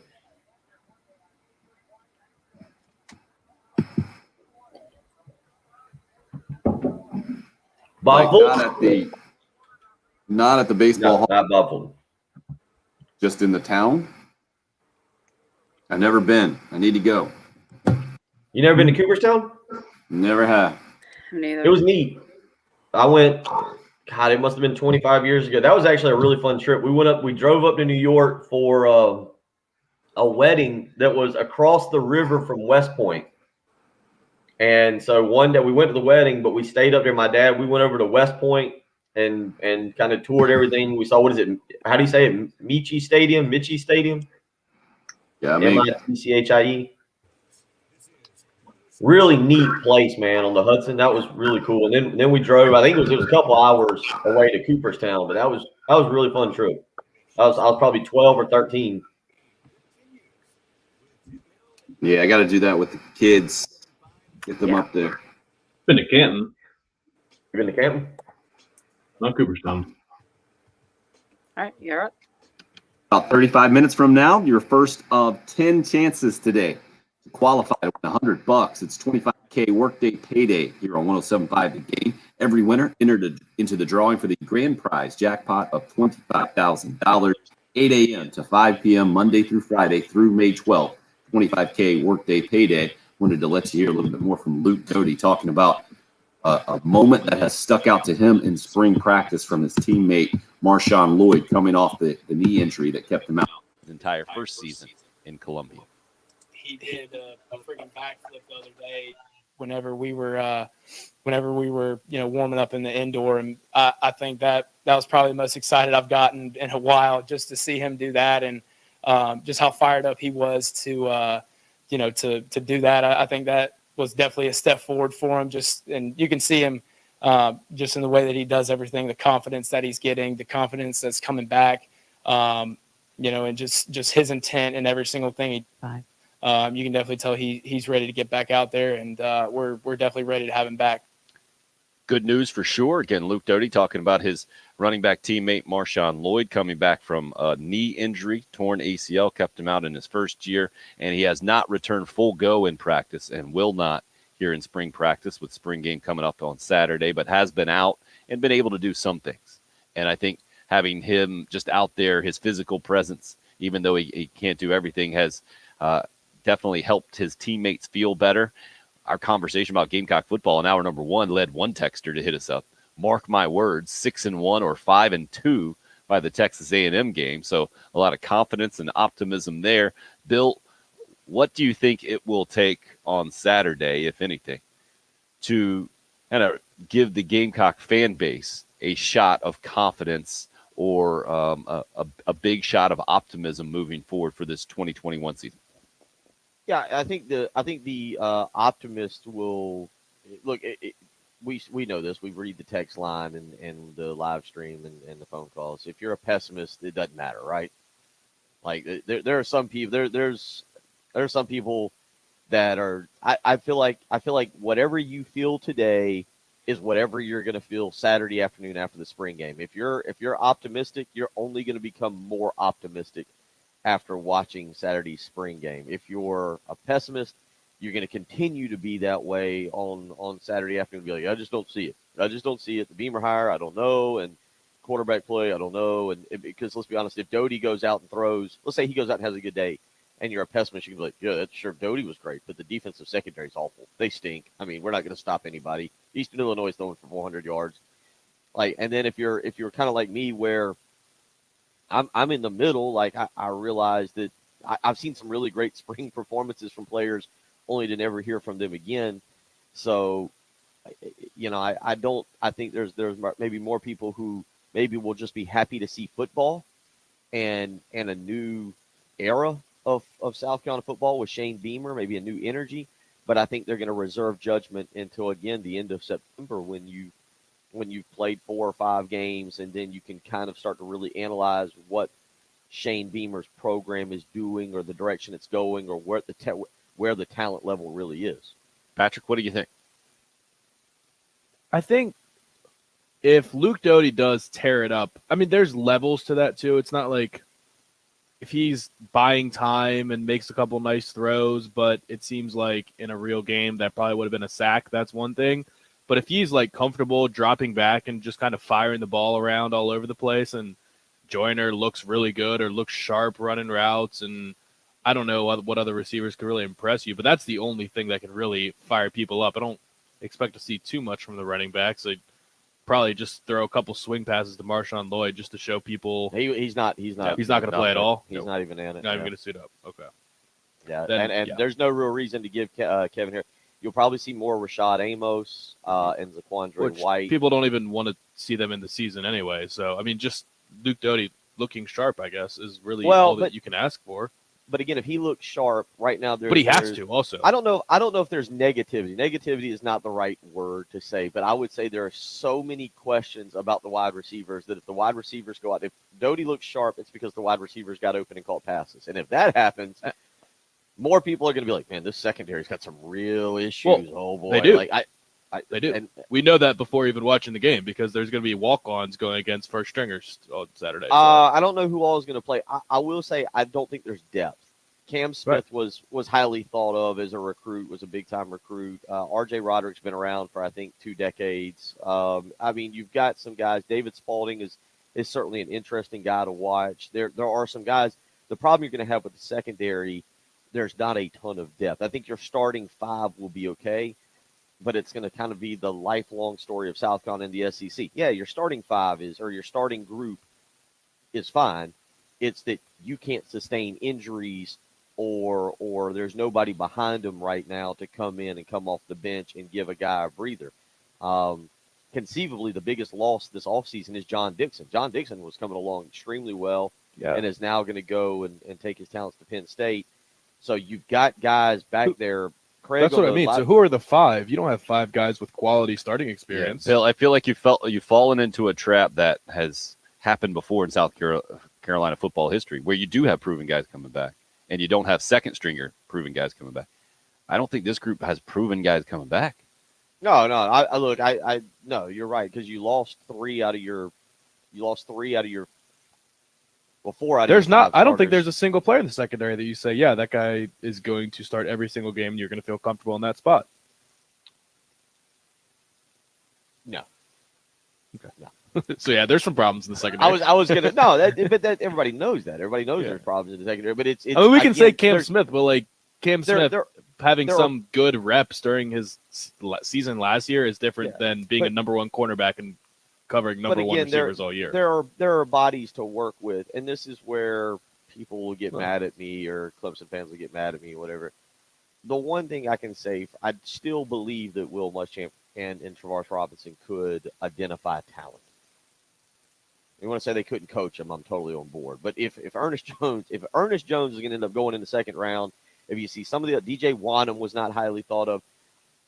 The questions, the comments about the coaching ability, we're not gonna even get into that. But I do think Cam Smith was highly thought of. I like O'Donnell Fortune. Joey Hunter is a guy who played a lot at the end of last year because he had to. We'll see how he develops. Marcellus Dial again is out of your guy out there that's proven himself, and that you say, yep, we put that guy on the other team's number 1 receiver, and we're taking that guy away. But I like Torian Gray, and at least I think that there are some bodies there to work with, and we'll see how much development they've had with Torian Gray on Saturday afternoon. Bill, can we move forward and call them players instead of bodies? Yeah, I mean, it is a college program. Like there will always be players, athletes. It's not a high schooler where you just run anything but bodies. It's not a high school team where you just run out of players and you got to try and recruit somebody off the track team to put on a helmet for the game. Yeah, you missed the first few years of the Spurrier era. What was that? Who was the offensive lineman they brought over from remember that guy? They put him at guard. I'll never forget for the first game. I can't remember his name. Maybe I'll never forget, but I can't remember. Well, I can't remember his name. I can't, but they brought him. I think it's just some random guy. I mean, no, we were low on bodies last year. Quandre Wright had to go play safety at the end of the year. I actually really wanted him to. At the end of the year, I actually really wanted him to start this year at safety too. But you know what Jen wants right now? Us to take a break. Right. Thank you, Jen, for keeping this show on track. Second half of the show kicks off next with some more from Luke Doty talking about this spring and things clicking. It's the early game. It's 107.5 The Game. The home of the Gamecocks and new head Shane Beamer, 107.5 The Game. Today is an absolute dream come true. Not just to be a head football coach in the Southeastern Conference, but to be the head coach at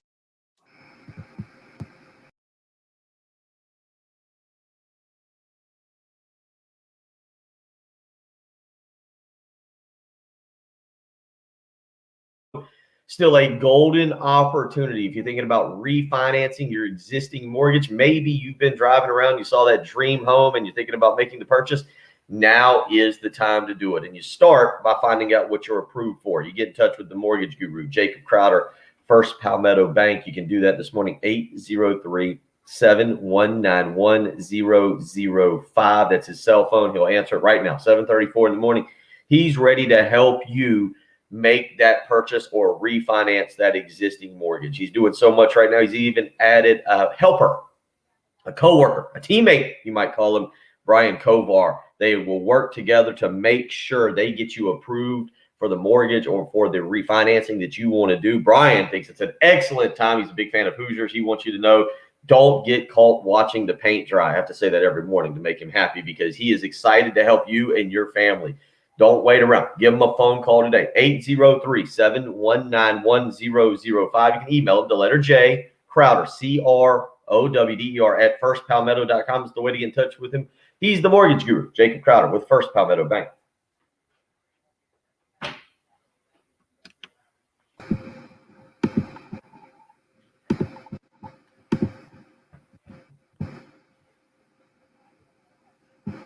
Got you muted right there, Patrick. I think you got yourself muted. FYI.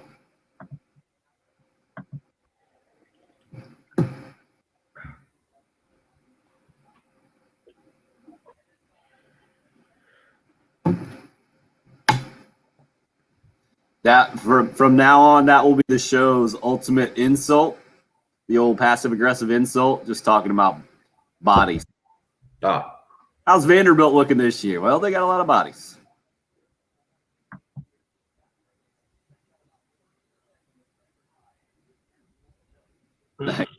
We got Javo helping to produce right now. You noticed that we were 4 minutes over? Yes. You heard the expression like herding cats? That's what we need the live video chat to become, just ghost producers, virtual producers. Everybody weighing in to produce. Offer some songs. All caps, just go to break. Go to break. Shut up. Yeah. Doesn't work for me, so. Offer some bumper music coming back. Tell us what topics to get into. Well, if we make it to 49 here in the next segment, go ahead and tell us the break on the live chat. That'd be nice. There you go. Are we on? How many? It depends. Well, we could allow if we get to 800 subscribers by the end of next week, then maybe the live streamers just produce the show. Okay. I'm out. Well, you got to be in studio to push the buttons. I think that's called producing. I think that's engineering. Technically, isn't that engineering? Producing isn't that the what is the technical term for producing? Producing is the technical term for producing? Producer. Oh. It all depends on kind of what the host wants. Some want you to do like producers plan and coordinate various aspects of film production, such as selecting the script, coordinating writing, directing, editing, and arranging financing. And that does what for radio? That is a movie producer. Like with the other morning show, there was show prep and stuff that I did for them. Everybody's different, you know. You guys do your own thing, so like I'm not pulling that kind of stuff for you, but I'll pull audio and whatever else you need, and you know. I mean, that is the case. At a lot of stations, the producers book guests and all that stuff, and it's a whole show. I think you're looking for board operating, Bill. There you go. Thank you. Good job. How many bodies to 800, Stephen? I think we're about 65 bodies short, maybe 70. We don't need bodies though. We just need clicks. You can make fake accounts. One body. We need spam bots. We just need bots. Sonny, I would argue this is pretty close to an anything goes type of show. Pretty much. No, we don't have ABC blocks, Josh. We have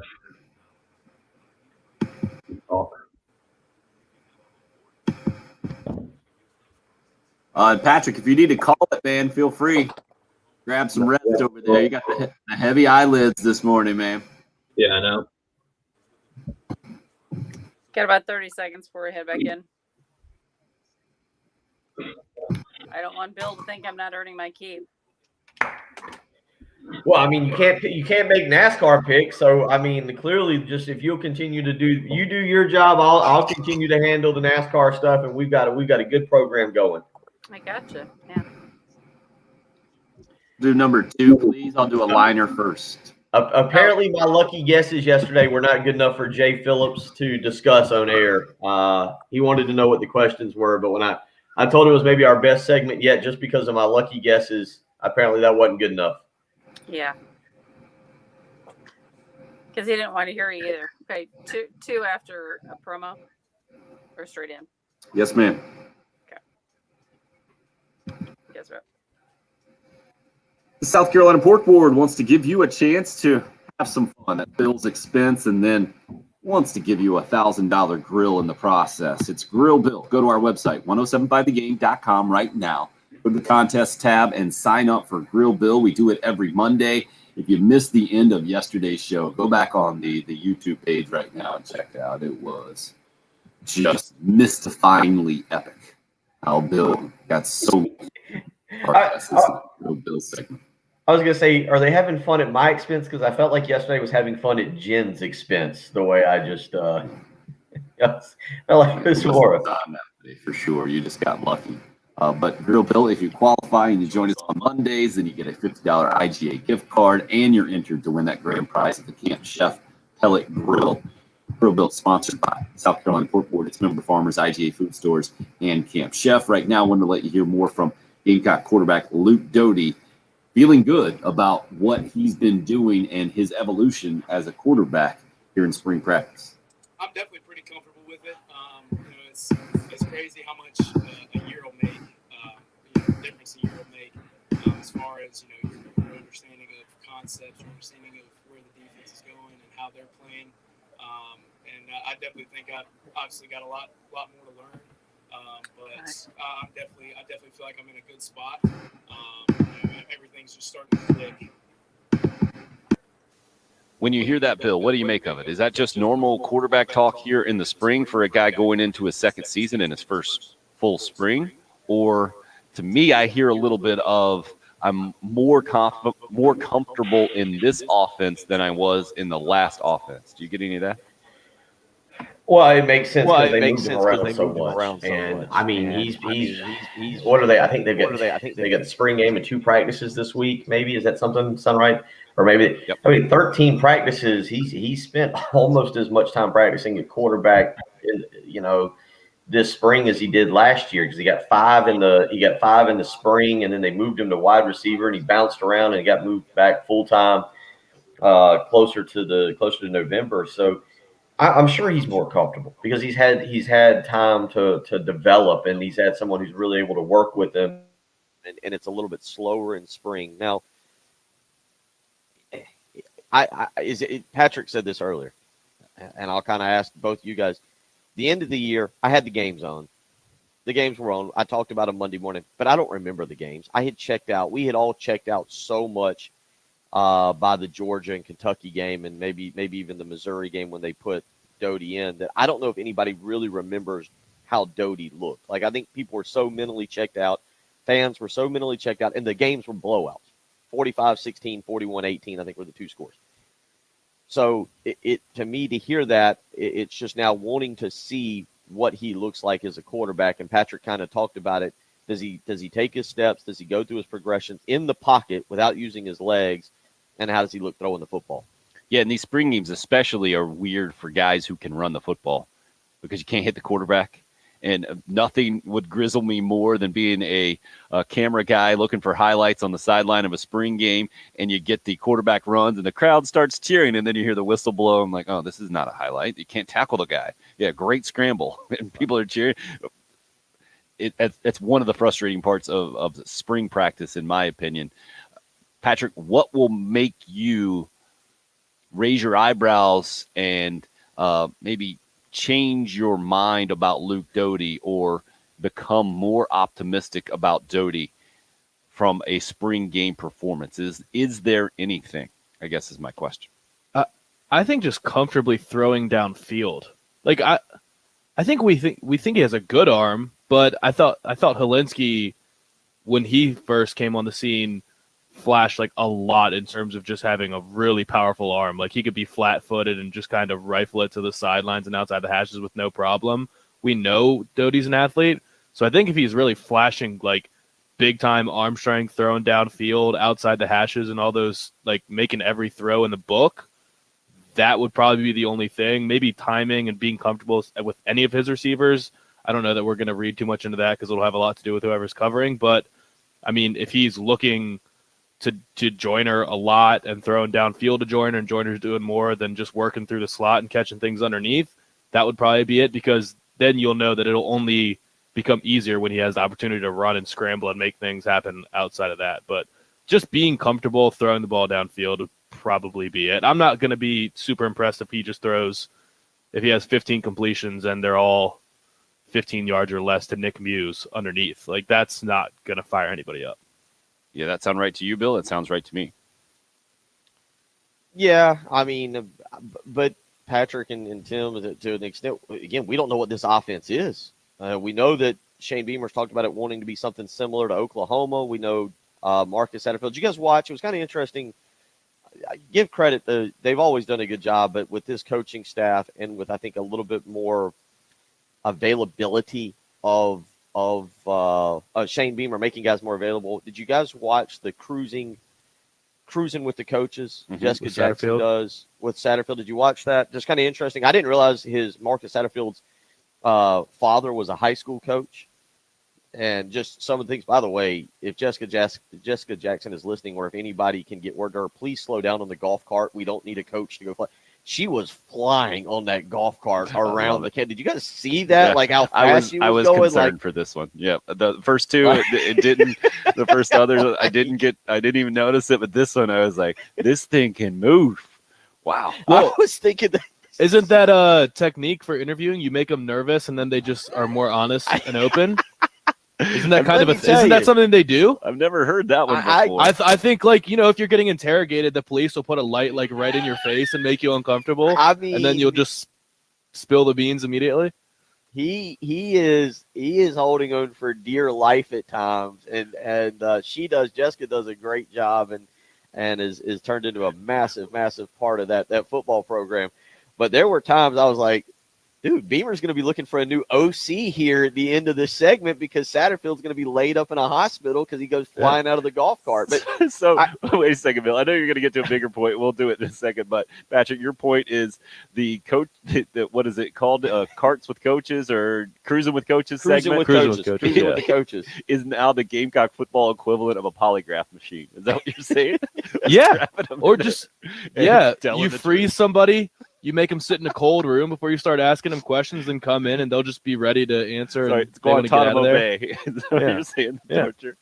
Unbelievable. I mean, we got to take our last break here, Bill. We got to take our break. I just wondered, does she show up with an energy drink? Because she's got a ton of energy, and then she starts driving that thing. And Patrick's right. Like, are they just terrified? Because it looks like they're terrified. Well, he admitted, Satterfield did, that he was a little nervous at the beginning, but Jessica Jackson put him at ease. Maybe that's what he had to say to just get out of there. It's one of those eye tricks when you're if you've been kidnapped, like, they're treating me very well here. I promise you. You're listening to the early game. It's 107.5 The Game. This is South Carolina head women's basketball coach Dawn Staley, and you're listening to the home of the WNKT. Lot going on this weekend. You got spring football. You got a huge baseball series. You got Major League Baseball if you want to get into that. I mean, there's a lot going on. Maybe you just want to relax. Maybe you just want to hang out at the house with the kids, with the family. Maybe you've got a pool that you want to jump into, but the problem is you've got pollen in it. You got leaves in it. It's just dirty. And now you're thinking, man, to use it, I got to clean it. I've got someone for you. You don't need to do it. Tracy Corley and Corley Pool Solutions is there to take care of you. They'll have that pool looking great. Maybe this weekend you'll even be able to have a barbecue. Invite some friends over. They can check out how great it is. Give Tracy Corley and Corley Pool Solutions a phone call today, 803-445-8109. How about this? For a flat monthly rate, Tracy and his team are actually cheaper than you cleaning it yourself, going to the pool store, buying the chemicals, having to get the pollen out, doing all the things that take up your time and then make you tired where you don't feel like using the pool. You instead want to take a nap. Don't do that. Be ready to enjoy your pool this weekend. Allow your kids to be ready to enjoy the pool this weekend. Give Corley Pool Solutions a call. 803-445-8109. Flat rate pricing, including all the chemicals. Tracy's been in business for over 20 years, knows exactly what he's doing. Find out for yourself. 803-445-8109. That's Corley Pool Solutions.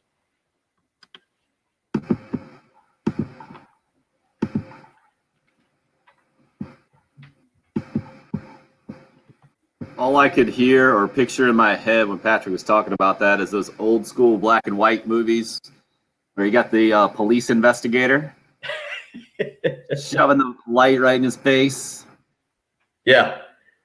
Dude, I was watching that video the other day, and the first time I watched, I was having a little bit of a trouble listening to Satterfield because I was watching the speed at which the golf cart was going. And I kept thinking, I was like, is this like sped up? She's not really driving that fast, is she?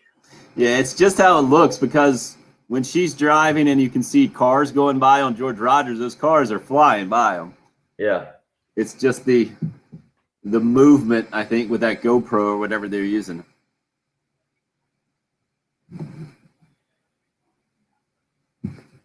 But they are doing a good job. And the thing with Kimry last night, I don't know if it came out last night. I saw it last night as I was sitting outside, but that was really good. I mean, that was really, really well done. Well, they got a good sense of him, right? He is much like Step is the great guy to have on the practice field, mic'd up, right? Yeah. Kimry is that guy you want to get like on the drive-in, maybe after practice. Like he's going to put it all in perspective and think about kind of guy. And I didn't realize that shirt that he started with, man. I didn't know either. That whole thing. I mean, it's really, and it's just transparency. I mean, when you talk about the program and just opening up, I don't know if it won't win you any football games, but at least it bonds you with the fan base a little bit more, where people will be on your side.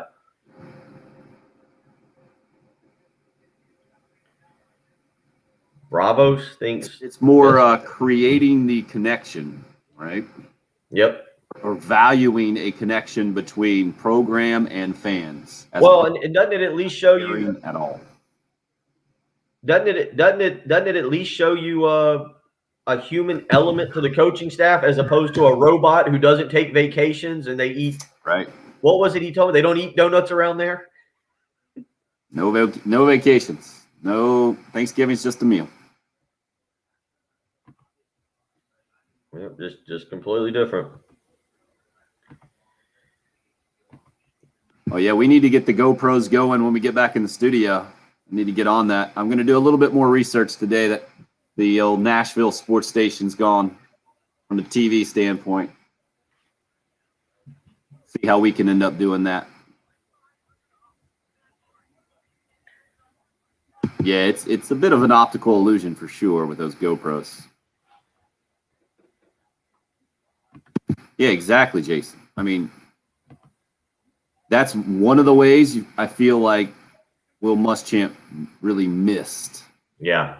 That's not part of the Nick Saban program. The Nick Saban coach development program, that is not part of it. I did watch that joke, the story about going back home and the punchline at the end about what he tells Miss Terry. Great, and how she says, no, he would be the head coach of Alabama. That was a really good story, though, about that. And that's the only time I've ever heard Nick Saban and been like, I like that. I like that. It showed a human element. So it turns out Saban's I do think he's got a great sense of humor. It's probably a very dry, sarcastic sense. Absolutely. But if you're sitting around with him, I bet he does have a good sense of humor.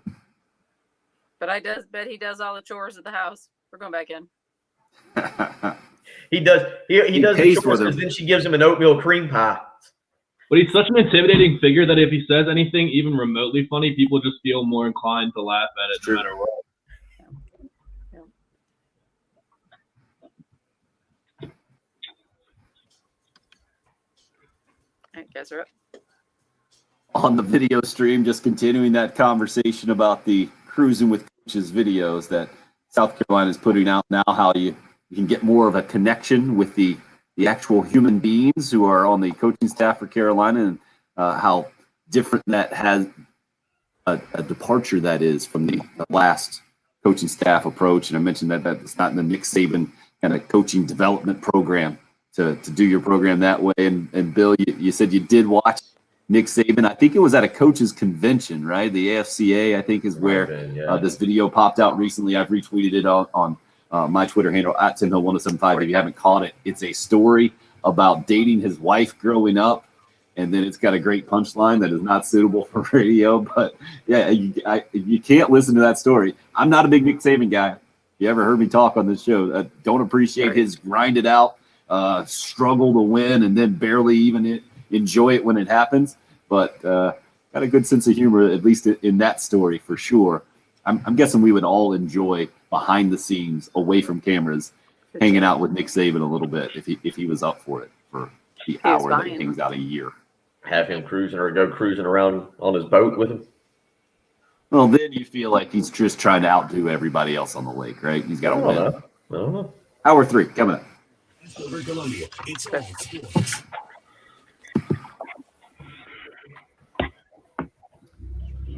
Yeah, I don't know about good grace with fans. Yeah.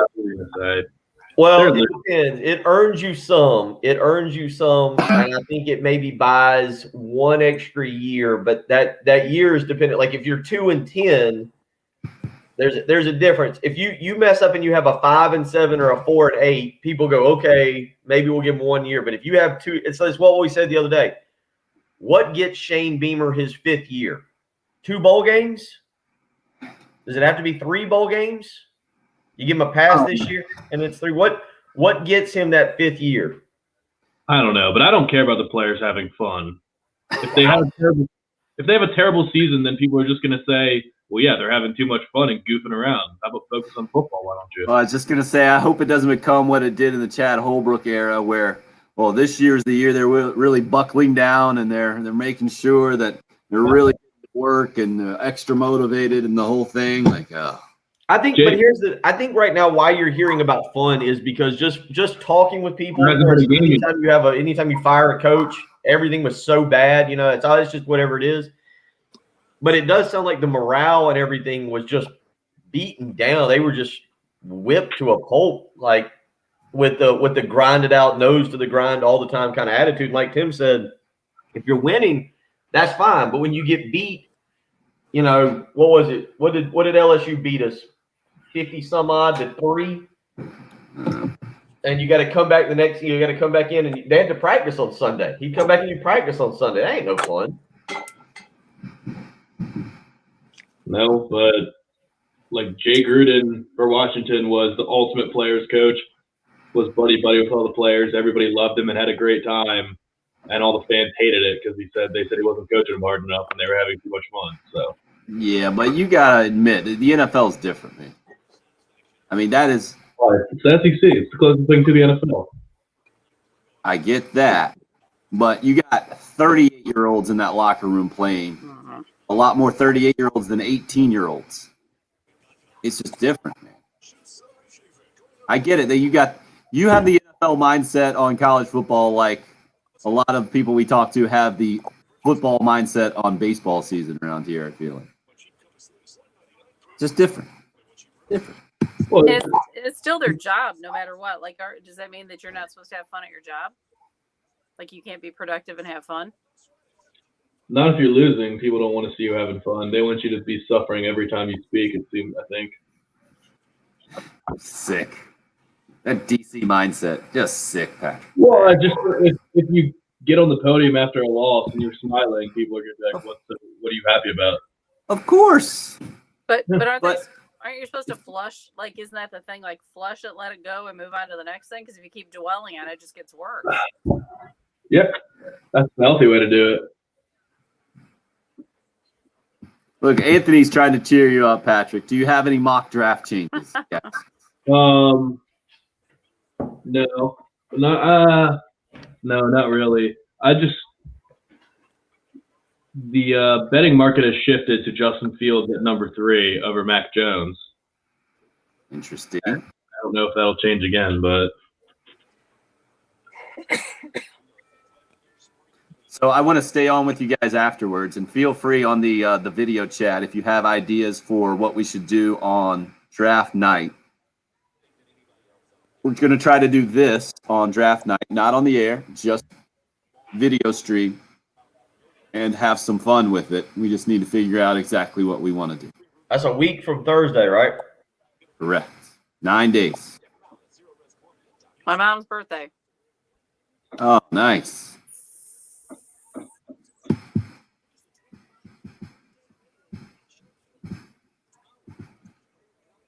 I heard he was going through a divorce. I haven't talked to him in a while, but somebody told me he was going. I didn't see that. Did he? Did he really? He really did get divorced? Nobody said anything about a divorce except you. Well, I'm if guessing if she his says, wife if was she making says fun he of has him. no wife, No, he's just saying he's all in basketball, and so it makes sense that his wife would have some fun with that.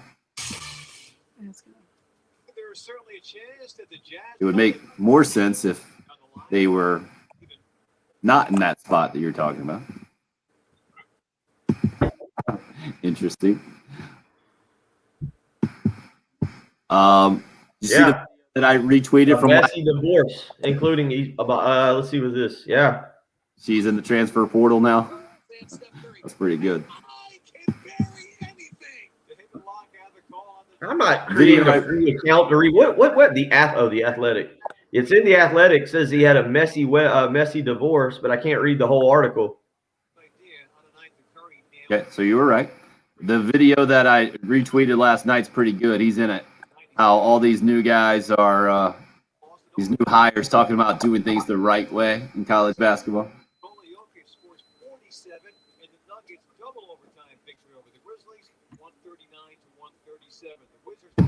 I guess the last one was about culture. All these guys drop culture as well. Remind me of the Daily Show videos where they get everybody saying basically the same thing on news. Craig has a lot of information here about Wes Miller's wife. Yeah, a little creepy, Craig.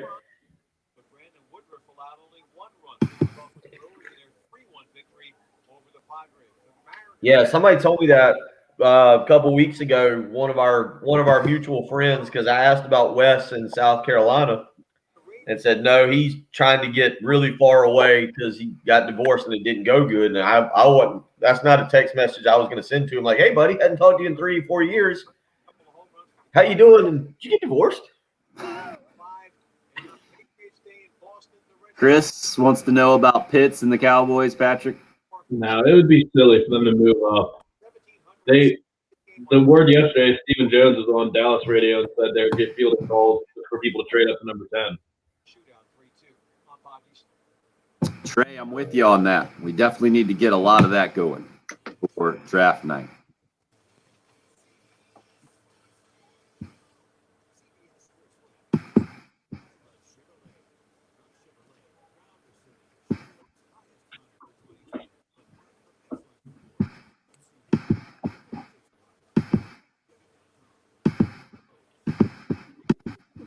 All right, heading back in.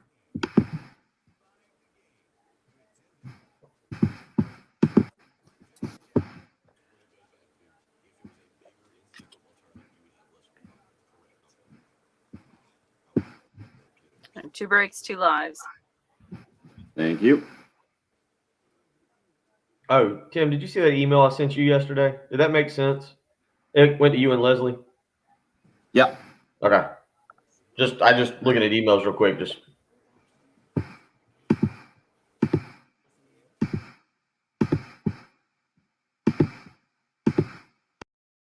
It's the early game with Tim and Bill on 107.5 The Game. Ezra. I think we got Patrick fully awake here. Did a little NFL talk in there in the break. Yeah. You're good now. And I put ice in my coffee so I could actually drink it, so I can just crush it. I don't understand. How did your hot Wait, when did you pour the coffee to begin with? Right. What's this thing? It's this gotcha. that Jen gave us that just keeps it so hot. But did you pour it at like 6 a.m.? Yeah. He's been working with them Before the most show. of the And morning. it was still too hot at 7:45. Well, I had the lid on till 7 because I had a cup too, and the lid was on until 7 something. And with the lid on, it was as hot as it was when I poured it an hour and a half prior. I mean, you talk about first world problems. Patrick's having them this morning. Coffee's just too hot. Well, I've been up for 26 hours. 25 hours. Sorry. So you can complain as much as you want. Is that what you're saying? I don't know. That's a first world problem. I think it's like 1.5. First and a half world problem. Okay. Fair enough. 803-404-6100 if you want to join the show. Multiple topics this morning. Kind of, I wouldn't say all over the place, just well-rounded might be the best way to put that thing. With A.J. Lawson making his decision yesterday, public anyway, headed away from Gamecock basketball. His Carolina career now over. What do we make of it? It's been quite the last 3 years. Also, Gamecock football, Luke Doty speaking as spring football is coming to a pinnacle this week with the spring game coming up on Saturday. And he says things are clicking. And how much stock, I guess, do we put, first of all, in what we've been hearing, and then second of all, what we see on Saturday. And then you got Founders Park opening up just a little bit more. I guess not just a little bit more, significantly more, I should say, from about 2,000 fans to about 3,300 fans. Half of capacity, I think about 50% total capacity for Founders Park now the rest of the season, starting this weekend with number 1 Arkansas. Yet another good sign that things are returning to more of what we saw before a year and, a year and a month ago? Is that where we're at right now? Somewhere in there. Yeah. It's just looking at it's half of the seated capacity.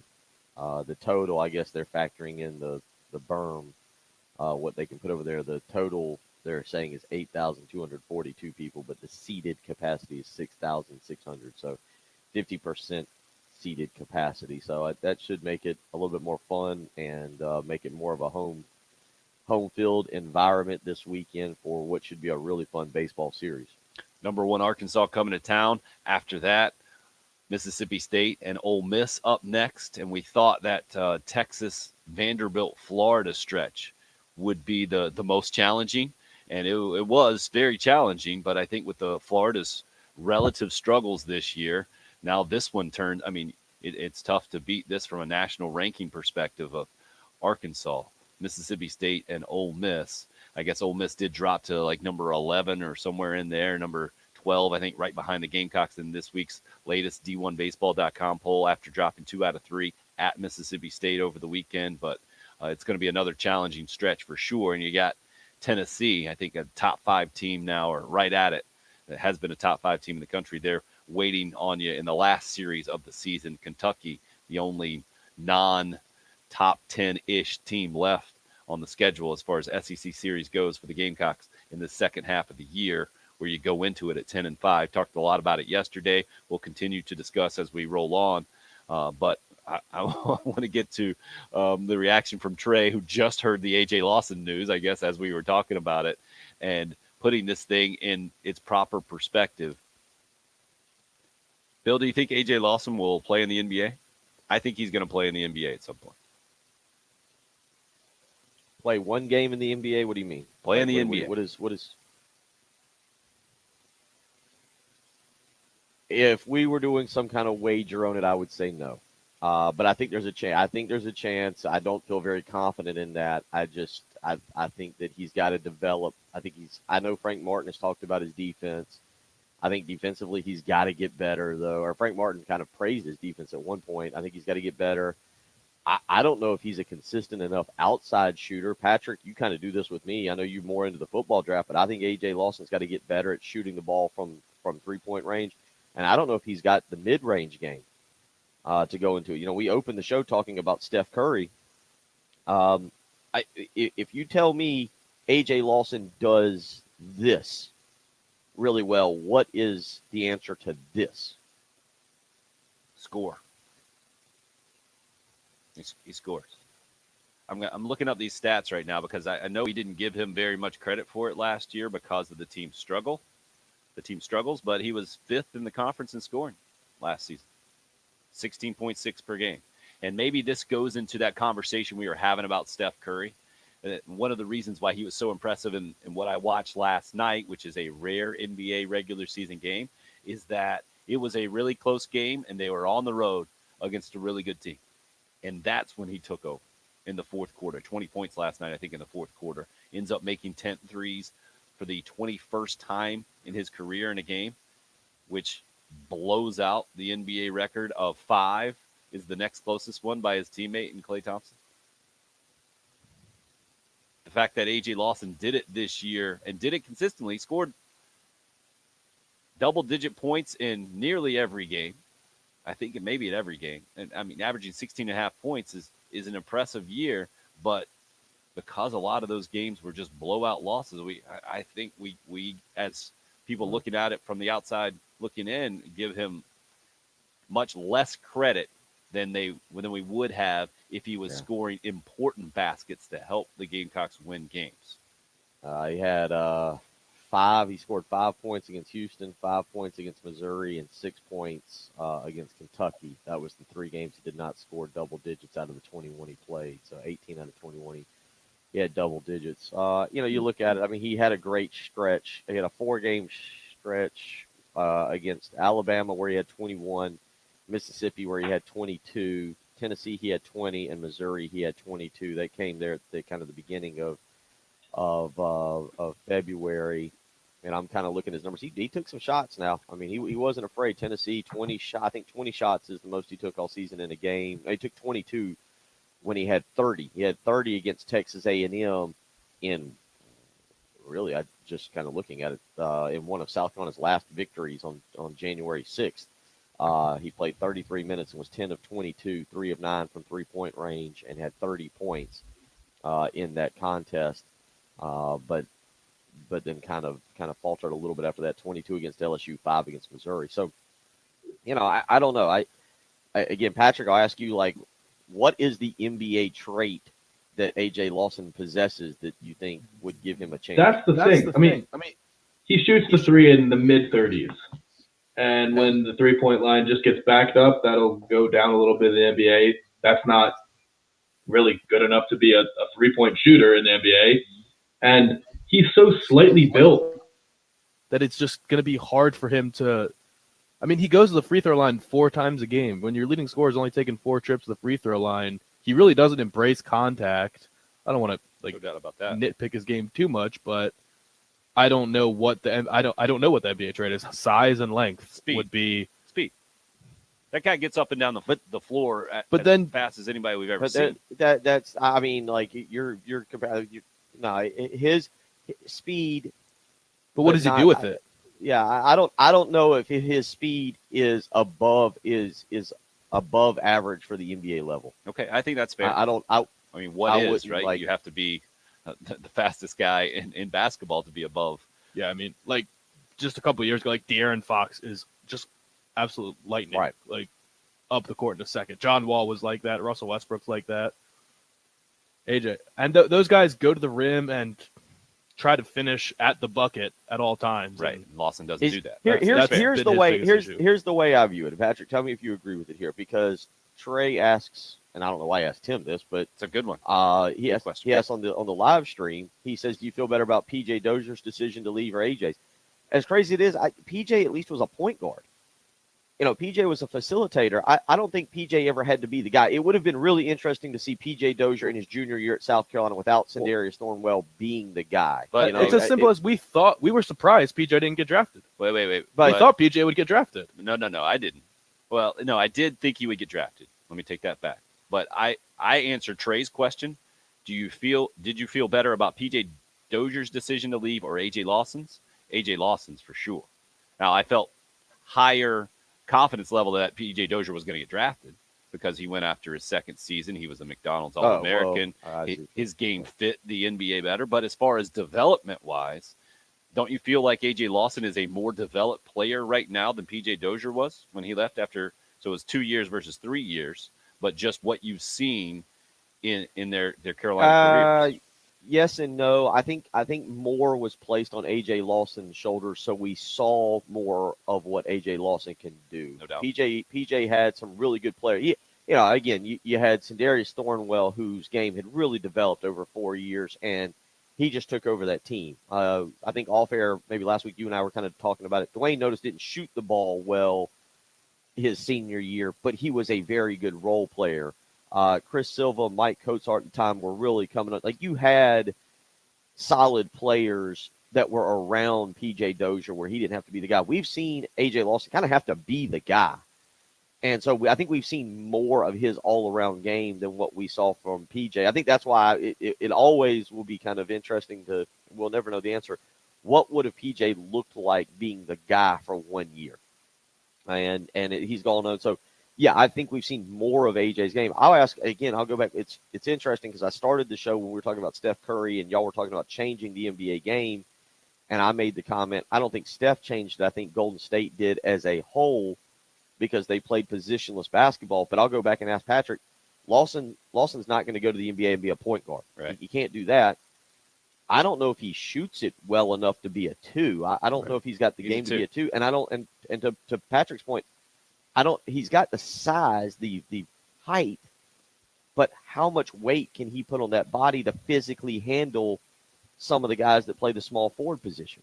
He doesn't look like he can handle much more. He just looks like someone that is just naturally a very skinny kid. Like, yeah, he looks like someone that, like, he can eat a bunch, but he's just always going to be a generally, like, pretty thin kid. Maybe he can pack on a little bit of muscle.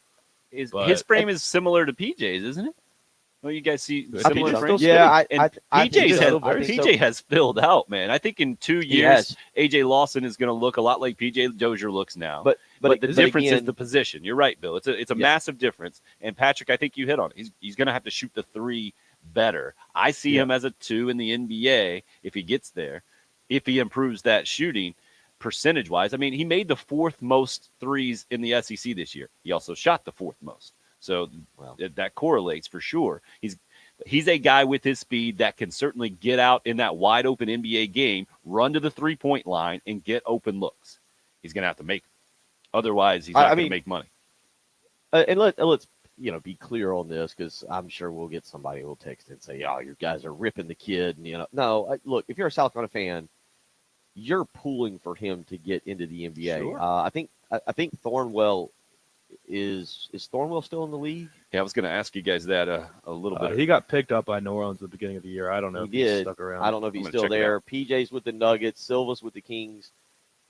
I don't know of a time South Carolina's ever had 4 guys in the NBA, like 4 players in the NBA at the same time. You're pulling from a recruiting standpoint, whether it's Frank Martin recruiting or the next guy, whoever it is, you're pulling for another guy to get into the NBA so that you can promote a culture of, hey, come to South Carolina. You can make it to the league from this team. Murray State right now is able to go, hey, look, man, you come here, NBA scouts will notice you. We had the number 3, number 2 draft pick. What was Morant, 2 or 3? 2. I mean, they're able to promote. You need more guys coming in so we're pulling for AJ Lawson to get there. You're pulling for him to get there. It's just, I don't know how it translates, and it'll be interesting to see. I hope the best for him. Maybe he gets into a workout and then again in the second round and impresses somebody, and they take him in the second round because he does have length. He is a good basketball player. Averaged 16 points a game this year. I don't know where that ranks all time in terms of South Carolina season averages. I would have to think it's in the top 10 somewhere. But I mean, and I just think unfortunately for him, his 3 years here. I don't even remember how often I heard him speak. Y'all agree with that? Like, I feel like I've heard other players speak more than him. Well, he took the podium multiple times, but was always a soft-spoken kind of guy. And his personality was an interesting mix with Frank Martin's program, I think is the best way to put it. And when Frank came out, I believe it was his freshman year, maybe towards the end of the freshman year, and said that A.J. Lawson has the chance to be the best defender he's ever coached. And then the next 2 years, we didn't see his defense evolve anywhere close to that. I think that's probably the most disappointing part of Gamecock basketball in the last couple of years, just knowing what Frank Martin had built his reputation on and knowing what that Final Four team, how much they relied on that defense and the length and everything that kind of those traits that AJ Lawson embodied, I think, from my perspective anyway. That's the most disappointing part about Gamecock basketball in the last couple of years. Bill, you're giggling over there. Coach Harris, Bailey Harris, has weighed in this morning. He says, "Hey, I think I remember another team playing positionless basketball in 2000 before the Warriors and Curry. That would have been the Lexington High School team that beat up on Marlboro County, my team. Although I was on the bench. My position was water drinker, but we did have some really good. We had some great players. We had some really fun players and a great team, and we did play positionless basketball. We had a good buddy of mine, Arnold Screen, who I don't even know what we would have classified Arnold as, but he could handle the ball. Could take you down into the post, but he's only about 6'1", 6'2", I guess, but it was an incredible basketball player. That was a fun team to play for. So thank you, Coach. By the way, I don't think when you say Steph Curry changing the game, I don't think I would call it positionless basketball as much as just making the court so much bigger. Because Steph Curry is still a pure point guard, and Klay Thompson is the epitome of what everyone looks for in a two guard, like elite defender and ridiculous 3-point shooter. So they just spaced you out so much that they could afford to have a smaller big man, which is what Draymond Green was. So also, I think they were just the emphasis emphasis on like crazy. The emphasis on the three is you got to give them credit for putting that. I mean, they haven't. The Houston Rockets took it to a whole nother level. Was it last year, the year before, whatever it was? It's either layups or threes and the whole thing. And Alabama has kind of they taken changed that the entire league. Right. If you look at the greatest 3-point shooting seasons in NBA history, it's Steph Curry. The entire top 14 are in the last 5 years. Like Buddy Hield has 2 of the top 11 3-point shooting seasons of all time. That's ridiculous. Duncan Robinson is number 12 last year. Right. So where are Reggie Miller and Larry Bird on that list? Nowhere. Right. Ray Allen's best season was 14th all time. Is he the oldest guy to make the list? Ray Allen? Yeah, he's the only guy pre-Steph Curry in the top 20. Crazy. Changed the game for sure. We see you on the Love Chevy phone lines to discuss more on this. We'll get to your calls as we continue to roll on. Also, let you hear a little bit more from Luke Doty, some of the best of what he had to say yesterday, meeting with the media, the Gamecock quarterback, his reaction coming up next as well. It's the early game here on 107.5 The Game. 107.5 The Game. The game is on. Everywhere. On the air. There. On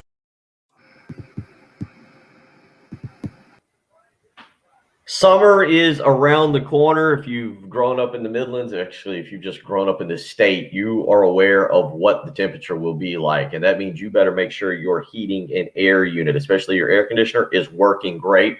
No better time than today to call AAA Heating and Air. Get them out to inspect your air conditioning. Because let me tell you something.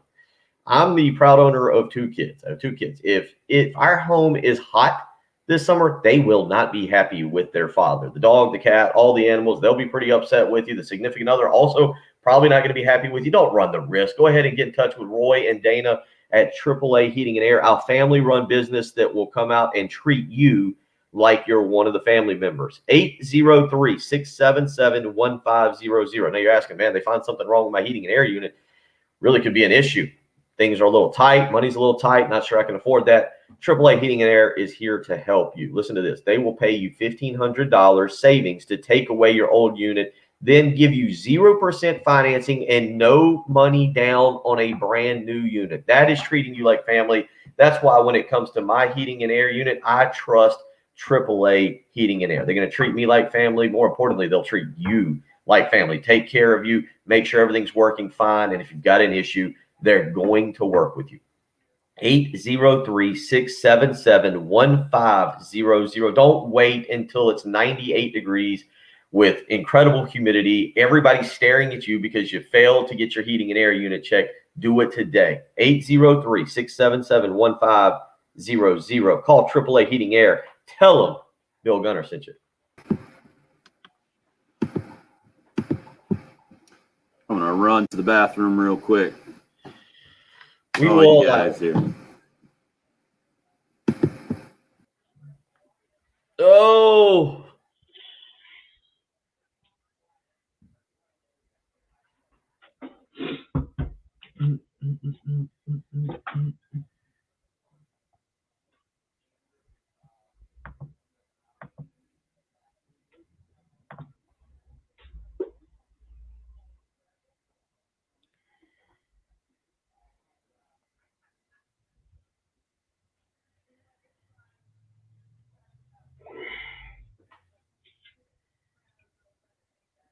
We didn't even talk about Patrick Marleau becoming the all-time leader in games played last night in hockey.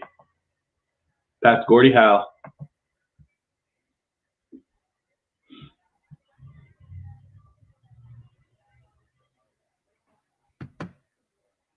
Who did? Patrick Marleau. That's right, Chris. Proud owner. They're mine. If I tell them to clean the house, they clean the house. Did you talk about the Super League yesterday? No, we did not. Everyone was talking about it. It was the talk of the sports world.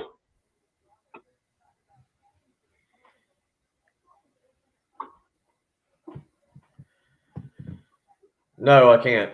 I don't have any. Tickets have been weird this year. I mean, obviously been weird because of what we, the lack of tickets. I don't know.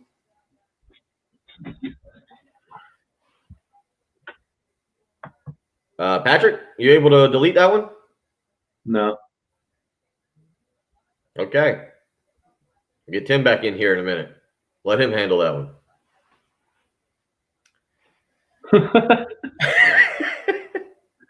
Should I pop it up? No. I mean, it's on the. I would assume. Can everybody can read the. I would assume everybody can read the live stream. So Not everyone. No need to highlight that one. Not everyone can. We'll get Tim back to do some editing. That's the beauty of the internet. I think we just throw it up there. Tim, get in there. Never a good sign. What happened? Get in there, do some editing. Editing of what? We got some comment on the live stream that you might want to get in there and fix. No, nothing we can do about that. Oh, really? Yeah. Great, just leave it. The old random. I see it. Yeah, the bot or whatever. No. Yep. We're good. It's the internet, man. Some people might want to know how to cure. Right? Wow. All right. Like Mark says on the YouTube live stream, he can't read the Facebook stuff. I did not know that. I thought it was just a StreamYard thing. Like once you're plugged in, you can read everything. I did not know that. No, it's just us. So wait, y'all can't see when you start wishing each other good morning? You can't see it? You just assume you're wishing everybody a good morning? The Facebookers can see the Facebookers. The YouTubers can see the YouTubers. Oh, okay. Well, neat. Neat. You're a neat guy. Neat guy. Let's go with number 2, Jen, after I read a little liner here. Okay. Thank you. I can see that. Our own little group, the YouTubers versus the Facebookers. Our I feel like that's what was it? The greasers versus what was it? The socials? The what? Are you talking about the outsiders? No. Was it the outsiders? Are you talking about Greece or? Yeah, was it Greece? What is it? The greaser? Wasn't it? Because the only reason I know of it is from and it's just kind of a reference in Indiana Jones and the Crystal Skull or whatever, where what's that actor that played? You've seen Indiana Jones, right? The Crystal Skull. Indiana Jones. Harrison Ford. Which one is that? No, the young kid who's in a bunch of movies. Now I can't think of who it is. Well, Sean Astin.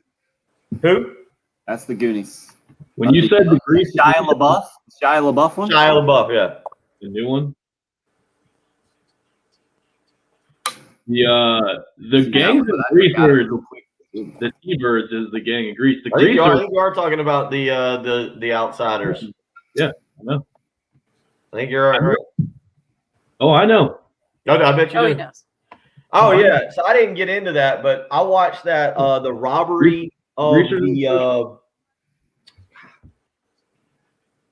it's a Netflix documentary. The Isabella Stewart Gardner Museum in Boston. Have you seen that on Netflix, Patrick? No. It was like number 8 on most watched things or recommended last night. It was number 8. I don't. Netflix makes those and they pump up their own originals to be in the top 10 all the time. I purposely avoid the Netflix top 10. It was We're interesting. heading back It in. was interesting until I realized it's a 4-part series and each one's an hour, and I was not happy. So I flipped over and watched a World War II documentary on the invasion on D-Day, which was All actually right, so really liner interesting. and number 2. I watched Legends of the Fall yesterday. Oh, seen that. All right, guys are up. 30 minutes from now, going to give you your second chance of 10 on the day to win $100. Our 25K workday payday on 107.5. The game goes to May 12th. It's every Monday through Friday, 8 a.m. to 5 p.m. at the top of the hour.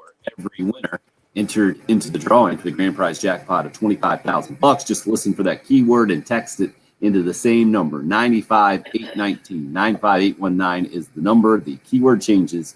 The text number does not. 95819. Right now, wanted to let you hear more from Luke Doty. Gamecock spring practice evaluation, talking about getting a handle on the new Marcus Satterfield offense and where he's evolved at this point. I'm definitely pretty comfortable with it.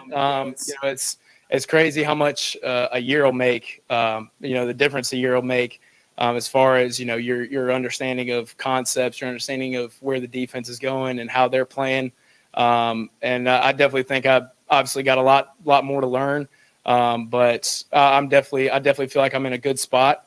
Everything's just starting to click. And that's what Gamecock fans want to see on Saturday in the spring game, right? Again, Luke Doty, if he shows Gamecock fans what he just said, I think Carolina fans will walk away from Williams-Brice on Saturday, or if you watch it, someone asked earlier how they could watch it. I think Chris said he's working on Saturday and wants to record it. The ESPN app will do that for you. If you have the ESPN app, it's on the SEC Network Plus. It's 2:00 game time. But I think that is probably wish number one. And maybe we'll do a poll question tomorrow, asking what you want to see the most. I would think, far and away, Luke Doty looking like a much more polished passer than the last time you saw him would be number one amongst fans. Would you guys agree here? You thinking about it differently? Patrick's nodding his head yes. Bill, what do you think? Yeah, I mean, I think sitting in the pocket and throwing the football, but then I wonder how many people will text or call in on Monday and be like, well, it's not Luke Doty, it's the defensive backs, as you guys pointed out. Like I don't know how this is going to go. Spring games are odd that way. I guess what I'm interested in involves Luke Doty, but I'm interested in how Marcus Satterfield runs his offense. What am I looking at formation-wise? How many times is Luke Doty under center? Is he in the shotgun and they're running zone read? What offense am I watching here on Saturday, and how does it help Luke Doty? Or how does it showcase his strength, which right now, I guess, as we sit here on Tuesday, we all still believe is his legs and not his arm. So what does this offense look like? You guys kind of brought it up. Is it a bunch of short passes to the tight end, 7 or 8 yard passes? Is that what you got? What does the offense look like? Patrick, you're not in your head that you agree with the option on a poll question that Luke Doty's at the top. Why? Well, we can talk all day about other positions and like the defense, the secondary being an issue, but if quarterback play is not good, then it's nothing else is going to matter. The quarterback position is just so important, and it's such a big unknown. If it was, if this was Jake Bentley going on year 3, we'd have a pretty good idea of what you're going to get from the quarterback position, but this is Luke Doty, year 2, first year with a full season to prepare to be a quarterback. He's clearly feeling empowered and becoming a leader and kind of seizing that role. They said he had natural leadership ability last year, but he wasn't in a position to take that role because he was working at wide receiver. He was clearly the third quarterback on the depth chart, or so it seemed. All the talk was about the quarterback battle between Hill and Helinski, but now all of that is off his plate. It's his show, and everyone is talking about him. He's the center of the team right now. In the Southeastern Conference, the quarterback is the second most important person outside of the head coach, generally speaking, and we're going to go as far as Luke Doty takes us, basically. So, kind of the plot, I would say, along with obviously Shane Beamer and the new coaching staff, as leading the way headlines going into this week's spring game. Will be interesting to see for sure.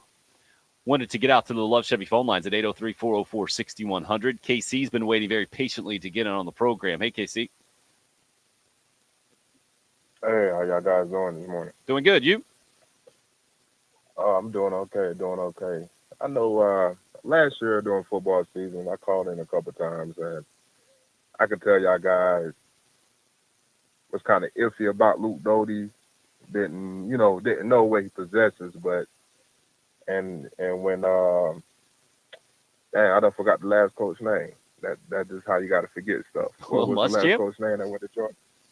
Yeah, Will Muschamp. Will Muschamp, one of them coaches, he gonna use you what you could do with your strengths on the field. You know, there's really no player development. You know, most coaches use you for your strengths, and good coaches do player development. And I think with those guys coming from Oklahoma, you look at Oklahoma evaluation, they did develop some decent quarterbacks that were not on the map, and they put them on the map.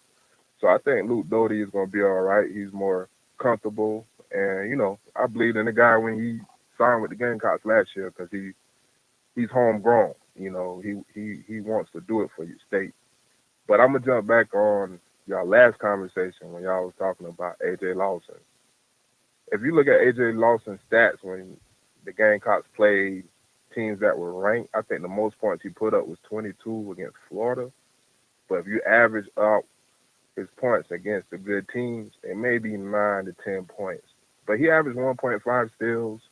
Assists was kind of low. I think athletic-wise he could play in the NBA, but like y'all said earlier, I don't know what type of player scheme he fits in the NBA. You know, he probably could go to a San Antonio to Pop and fit in, and Pop can develop him to do what he could do on the court. And I think Trey Hannibal chose Murray State because, you know, there's player development there at the point guard position. Because there was a point guard before John Morant that went maybe 5 years ago before John Morant. And he's Isaiah in the NBA. Cannon? Yeah, Isaiah Cannon. You know, it just feels kind of weird. It seemed like Frank Martin got 4 All-Americans coming in the way the players are transferring out, not Don Staley. But I'm looking forward to this football season. And you know how everybody say, he's a poor man Michael Jordan or a rich man Michael Jordan. I'm going to say Luke Doty could be a middle-class Tim Tebow, and I'm going to let you go. Bill, I think you're very confused by KC, not knowing Will Muschamp's name, and then go, I've never heard he's a rich man's Michael Jordan. Who would be a rich man's Michael Jordan?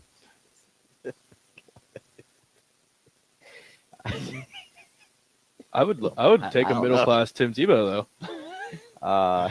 I think most Gamecock fans would, right? I think you'd take a poor man's Tim Tebow at this point, wouldn't you? I mean, not to. Is Connor Shaw college right? A middle class Tim Tebow? Yeah, I think that's fair. I'll take that in a heartbeat. The winningest quarterback in school history. That makes Correct. sense. Well, there were other factors at play there. I don't think Connor Shaw could just drop in on this team and become winningest quarterback. But yeah, I mean, you know, you certainly want to see Luke Doty. Again, I don't know how much we really remember. What do you guys remember? It's funny. The season became so bad.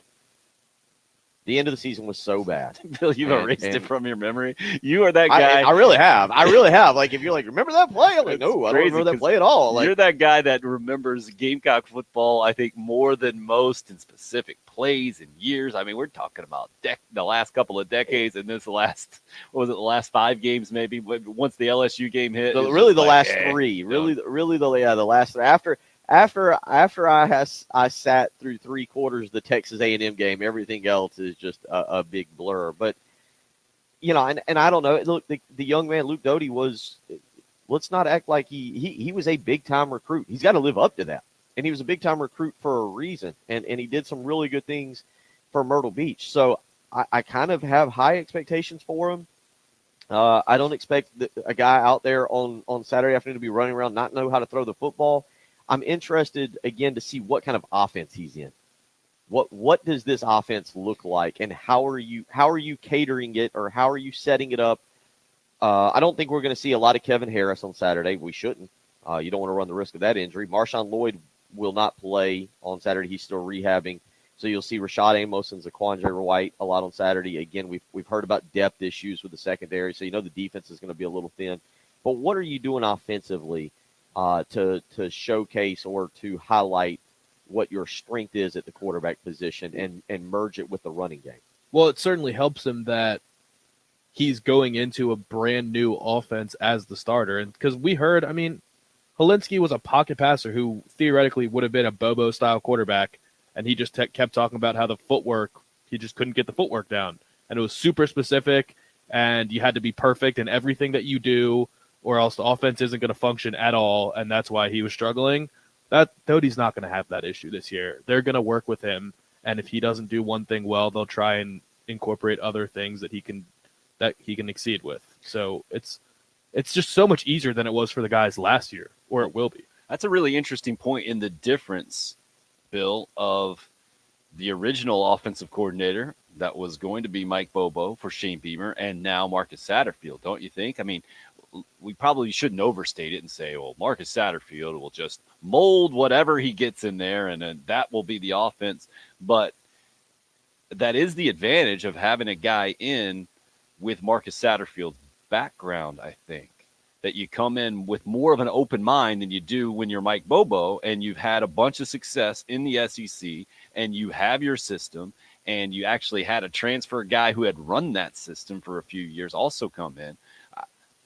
Don't you see that as an advantage? Or I think it certainly can be seen as an advantage. We have no idea about the effectiveness of it come the season. Maybe, with Mike Bobo, one thing that we heard, I don't know if it would have played out, we don't know what would have happened, is that he was going to tailor his offense to more of a dual threat quarterback, and that was part of the sales pitch to Gunnar Stockton. Right? Like that, would have it gone that way? I have no clue. And so he knew he had Luke Doty and he had Gunnar Stockton coming in, and so at least what we were hearing with Mike Bobo was there will be that last year was a little bit more difficult because Doty was a freshman and didn't get the practices, and so they went with Colin Hill over Helinski, and we all know how that played out. But the rumor was, or what was being sold was, Mike Bobo will change his offense a little bit more because he's got Luke Doty who can run, and he's got Gunnar Stockton who's supposed to be a dual threat quarterback. I don't know if it would have played out that way if we'd be having the same conversation if Bobo's still here. It does, as somebody pointed out, he's not. Satterfield's here. And I'm just interested to see what this offense looks like on Saturday afternoon. Even just seeing how many downfield passes they attempt to throw. How many you dial up and try and have Doty throw it down the field and see if a receiver can beat a DB. Robert in on the Cool Care Heating and Air text line at 803-404-6100. I'm actually excited, he says, to see the backup quarterbacks on the field to see if we have a solid number 2. And that battle is going to be with true freshman Colton Gauthier, a walk-on quarterback, and Connor Jordan, and then transfer quarterback Jason Brown from St. Francis, who came in with E.J. Jenkins. That's where another texter hit us up and said, any comments on that quarterback and receiver? Certainly Jenkins, I think, has been talked about more because he's been working with tight ends and with receivers. He's also 6'7", 6'7.5" is what Eric Kimmery was saying the other day, and seems to bring a lot of skill set to his position, whichever one it's going to be, or to the field, I should say. Seems like Jason Brown has had some health issues and is still grasping, kind of moving up from Division II to SEC football, which, as you know, obviously a big jump. And when I say Division II, Patrick, in my head, I'm like, wait a second, is that right? Or were they FCS technically there? Up at yeah, they were FCS. My fault. So moving up just a division instead of 2 divisions, I should have said there. And Tim and Chapin, I was giggling earlier. He hit us up on the Cool Care Heating and Air text line. Hey, fellas, got to admit, I'm pretty jealous of KC, your last caller. It'll be a fine day when I, too, can forget Will Muschamp's name. Well done, Tim and Chapin. Wanted to come back. We mentioned the difference between the Muschamp era and the Shane Beamer era and getting more information from players, more comments, certainly from assistant coaches and the whole thing. One Gamecock player meeting with the media yesterday, a very interesting comment, I thought, in multiple ways, and also showing you another difference in kind of the fan connection, the public's connection with the Gamecock football program, with what it is now with Shane Beamer in charge and what it was with Will Muschamp. We'll let you hear that when we come back. 803-404-6100. If you would like to get in one last comment, you can call or text here on the early game. It's 107.5 The Game. It's a new year. They're hungry. They're driven. In a new attitude. I want guys that want to be here, not just going out there to hire some guy that has a famous last name. It's not some retreads. We're a bunch of guys that I think are ready to prove to people that we can do some special things here. New attitude. I do believe that things are always meant to be. Welcome home.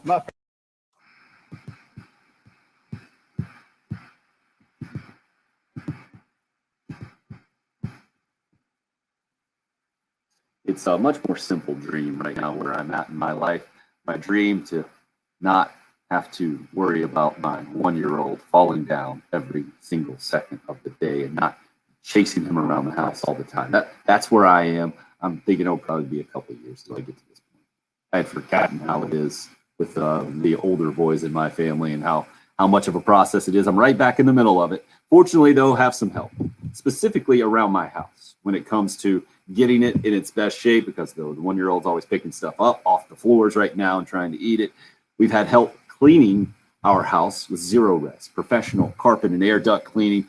Zero Res done a great job both times they've been out to my house, and they do it differently than anybody else. That's the really interesting part about Zero Res, and the one that especially resonates at my house, because Zero Res has a no harsh chemical cleaning process, and they have a powered water system. They crank up the pH in the water. It's way beyond my comprehension, but you can find out all the details. ZeroResColumbia.com is the place to go on the internet where you can find out those details. You can also book your appointment today and see that they have a great deal for you. 3 rooms of carpet clean, only $119 plus a free hallway when you mention me, Tim Hill. You don't just need to get Zero Res out to your home if you're in charge of a business. Their commercial cleaning division, working day and night, following all those CDC guidelines, making sure everything is clean and sanitized.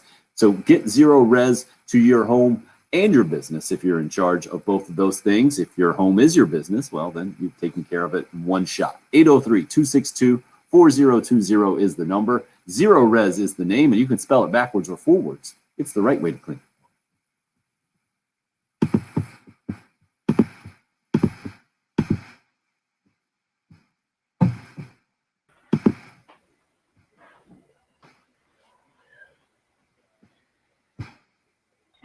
Still going with the Kevin Smith look today.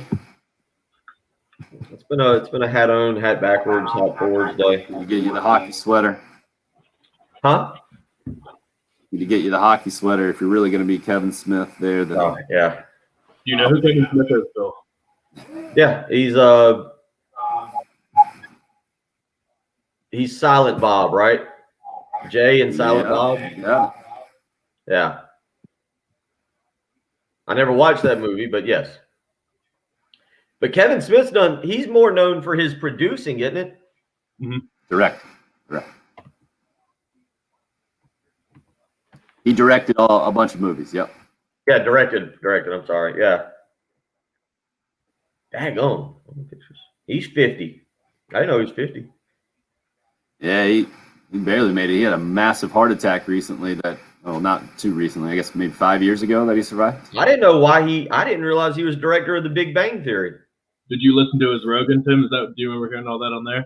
Yeah. Oh, he's been on a few times, yeah. But yeah, that one specifically. I guess the specific heart attack he had too is called the Widowmaker, I remember. Oh, really? But yeah, it was spooky how he talked about it, man. Interesting. Yeah, The Big Bang Theory, just means maybe he directed an episode or two. Definitely. That's how those TV shows go. They don't have just way one. too many episodes, yeah. Yeah, Clerks, Dogma, Chasing Amy. I guess Dogma was the one I was thinking of. That's the one is that Ben Affleck? Yeah. He's an angel or whatever. Weird movie. And Jay and Silent Bob, and I think they did a Jay and Silent Bob Strikes Back. There's a couple of them. And then I guess he's done at least one horror movie recently that I didn't see.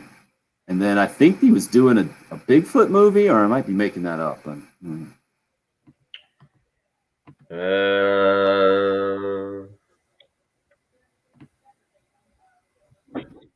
He's made a bunch of money just going around and talking, I think, here in the last few years.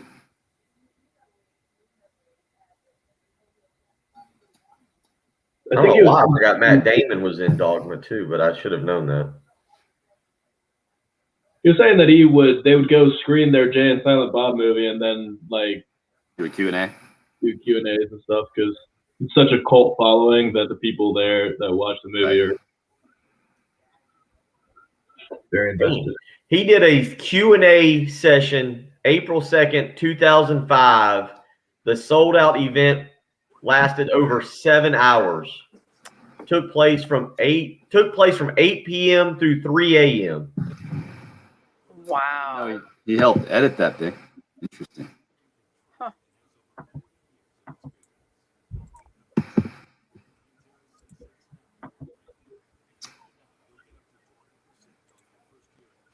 Yeah, and right back to the football conversation. That is going to be fascinating to watch this coming season.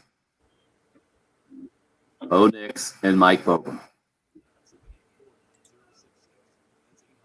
As Bo Nix is basically going to be fascinating to watch no matter who his offensive coordinator is, but now with the Gamecock baggage, the Bobo connection, wow. And with Tank Bigsby making his life easier. It's true. I saw rated the top returning running back in college football. Yep. Wait, what are y'all talking about? What did I? Tank Bigsby, top returning running back in college football. Like his Brees Hall led the nation in rushing last year, didn't he? For Iowa State. You got me on that one. He did.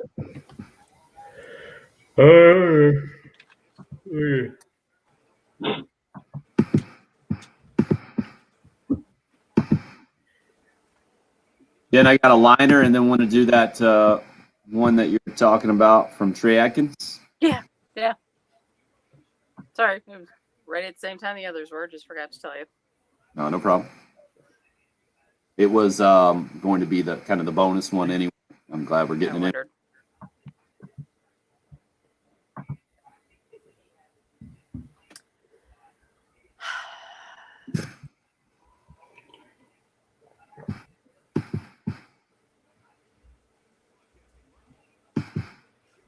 I don't think all three of them could have coexisted there. Not enough footballs.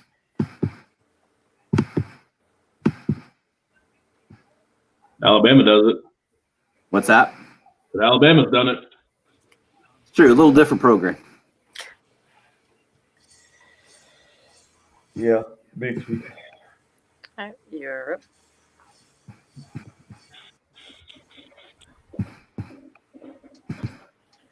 The South Carolina Pork Board sponsoring Grill Bill every Monday for the next few Mondays anyway. Got a chance to ask Bill anything within reason. Go to our website, 1075thegame.com, to sign up. If you have some creative questions that look like fun and we could make Bill even a little bit more uncomfortable than usual, we'll definitely select you. Have you join us on Monday mornings. Get you a $50 IGA gift card. Also entered to win a Camp Chef pellet grill if you qualify and get on air with us on Mondays. Again, Grill Bill brought to you by the South Carolina Pork Board, its member farmers, IGA food stores, and Camp Chef. That's the big grand prize, that $1,000 plus Camp Chef pellet grill at the end of several weeks here. And Grill Bill on 1075.com. Right now, I want to let you hear from walk-on receiver Trey Atkins for the Gamecocks. Just asked why he keeps coming back and goes the walk-on route, and man, it was quite the response in his media session yesterday. Oh, dude, this is my dream. Getting to play here, it's literally the most incredible thing. Some people know this. I actually wrote a letter in 6th grade saying that I wanted to come play football here. This is a dream come true. I'm from the O State. I've always wanted to come play here. This is a dream. I'm gonna live it out. This is the best time of my life, and I absolutely love it. And I wake up every day and I'm let's go. This is the best part of my life. So Trey Atkins that was one of the surprises of last year. how he and Luke Doty had a bit of a connection there towards the end of the year. Saw him probably one of, if not the most productive receiver, not named Shi Smith, on the field for the Gamecocks last year at the end of the season. Bill, that part that you said it's easy to forget about. But just the fact that Trey Atkins, a guy like that, this story obviously isn't new if he wrote the letter to his high school coach back in 6th grade, but just finding out about it, I think, is another difference that we're seeing, the connection between the outside and the players and coaches on the inside of Gamecock football under Shane Beamer. Yep. 40. Going back to it again, the wide receivers, watching them on Saturday. I know we'll talk more about it over the next 9 hours, 3 days, and what you hope to see versus what you expect to see. I mean, I hope to see a great looking football team out there. 30. Expect to see, so there's a difference there. And Yeah, but what is wide a receivers performance? I don't even know what a great looking football team looks like in a spring scrimmage. They look great On both sides of the ball? Doesn't Both sides. 15. doesn't that completely even each other out? And They look great, Tim. I don't know. okay. Fair enough. Just kind of like this show. We don't know what it looks like. We just know it looks great. And nothing like looking great on radio. Thanks for listening to the early. WNKTFM, Columbia. Total coverage. Right here. 107.5 The Game. Science. Woo, that was hold on a second there, Bill. There you go. Now we got you. I don't think. Thank you. Yeah, I don't think any of us remember the end of last season. Well, at least we remembered the coach's name, unlike some of our. Although most people probably wishes they didn't remember the coach's name. Yeah. Later. See, thank you guys for checking us out this morning. Patrick, you made it. Congratulations. Thank you. Somebody asked why up so many hours in a row is the question. Why didn't you catch a nap yesterday at some point? I mean, I dozed off for like half an hour at one point, but I Hyped was it up. staying up for my parents were still here, and then I had stuff to do, clean up and all that stuff around the house. Gotcha. All right, guys, we'll see you tomorrow morning. Maybe a little poll question about Gamecock football spring games, where I'm thinking we'll start.